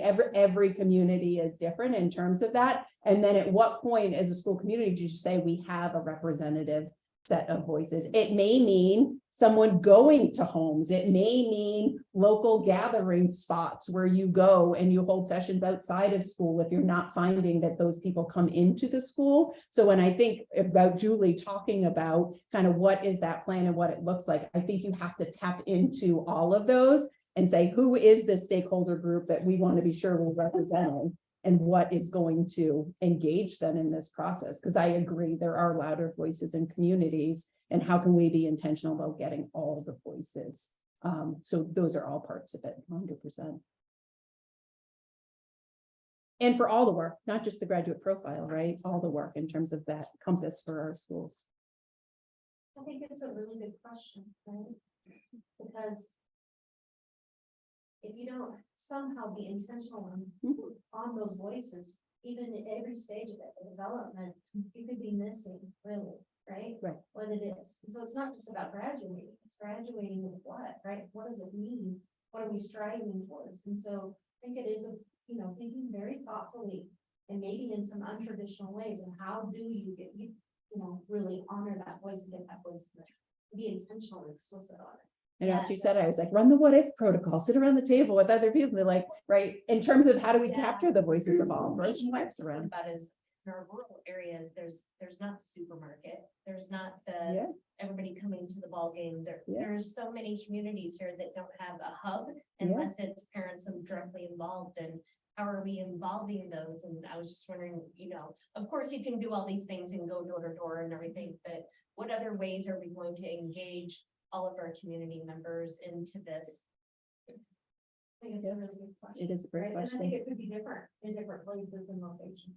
For really all depends, who really are those influencers in that small community? Where do you see them?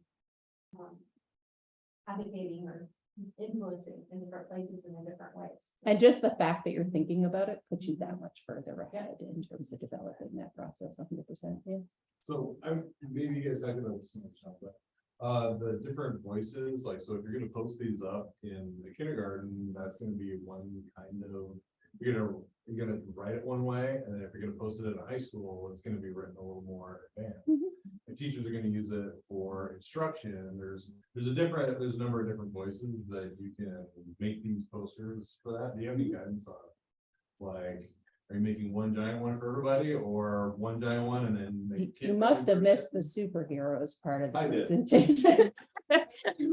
I'll go back. Just flipping through it, I see like there's different. Yeah, so this is like I knew you guys- this is the district like final version of like probably the most complex language, right? Articulation of the skills, what we want for all students as they're leaving.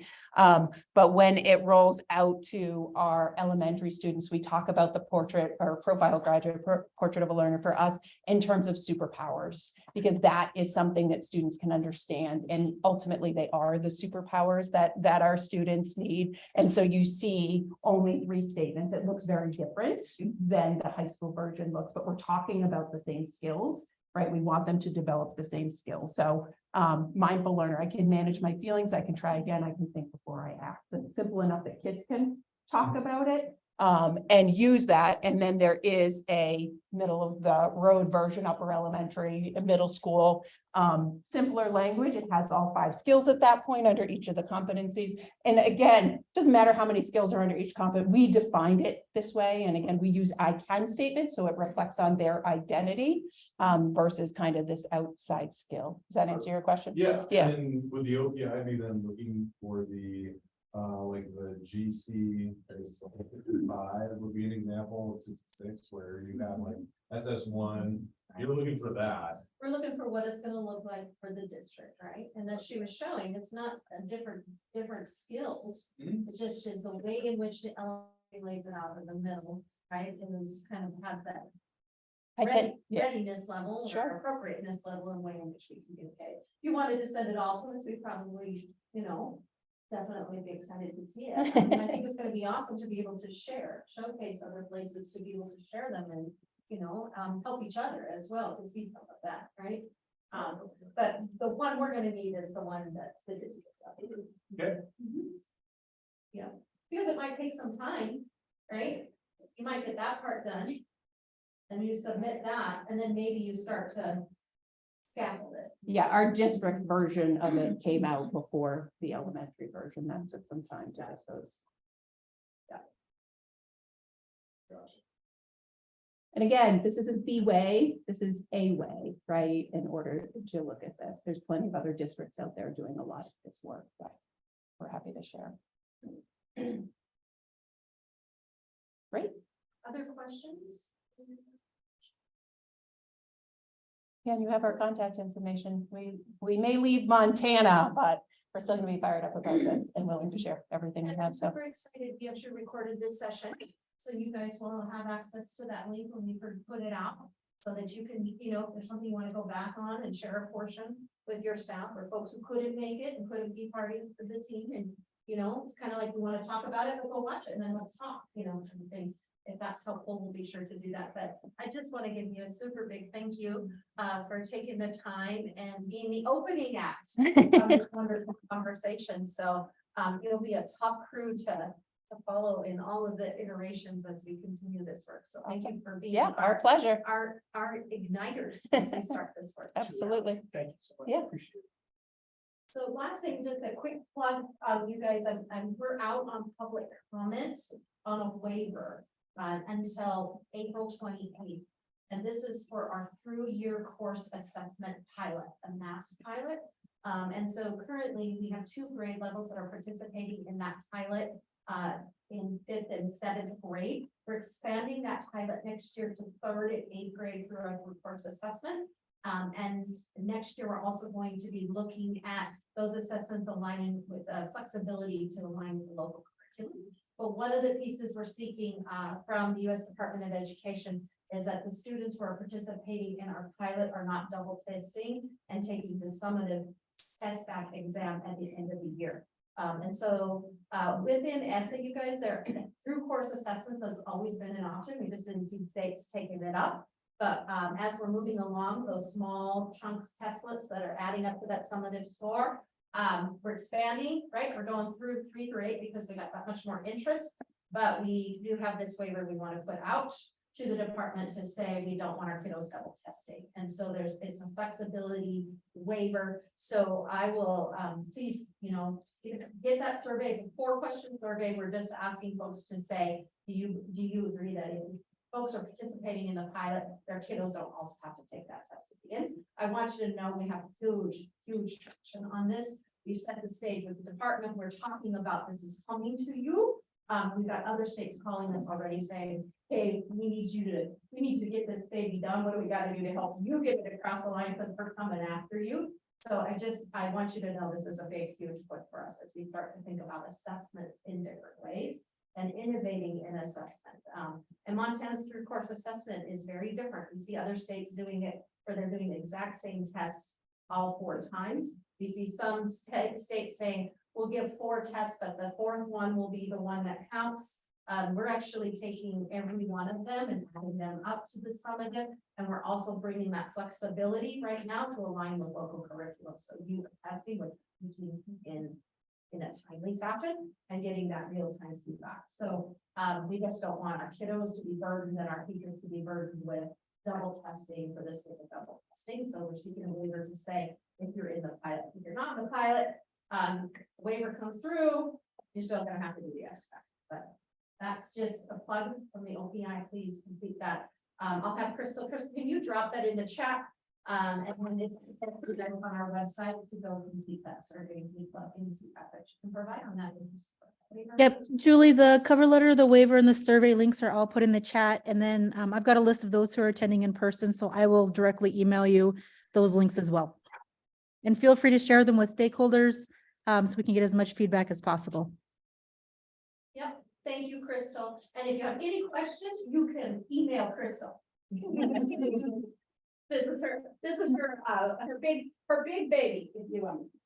Okay, thank you guys so much. We had planned for allowing for some team time. You are welcome to stay in the space if you're like, I just want to process, just kind of want to, have some time together. You are welcome to do that. But I just want to say thank you so much for taking the time. We are closed out and we really appreciate you making the time to come into this space and all of the folks online to be joining us as well as we begin this work across our state. Thanks so much. Thank you. And I'll hang on here to get questions for me individually for a few minutes.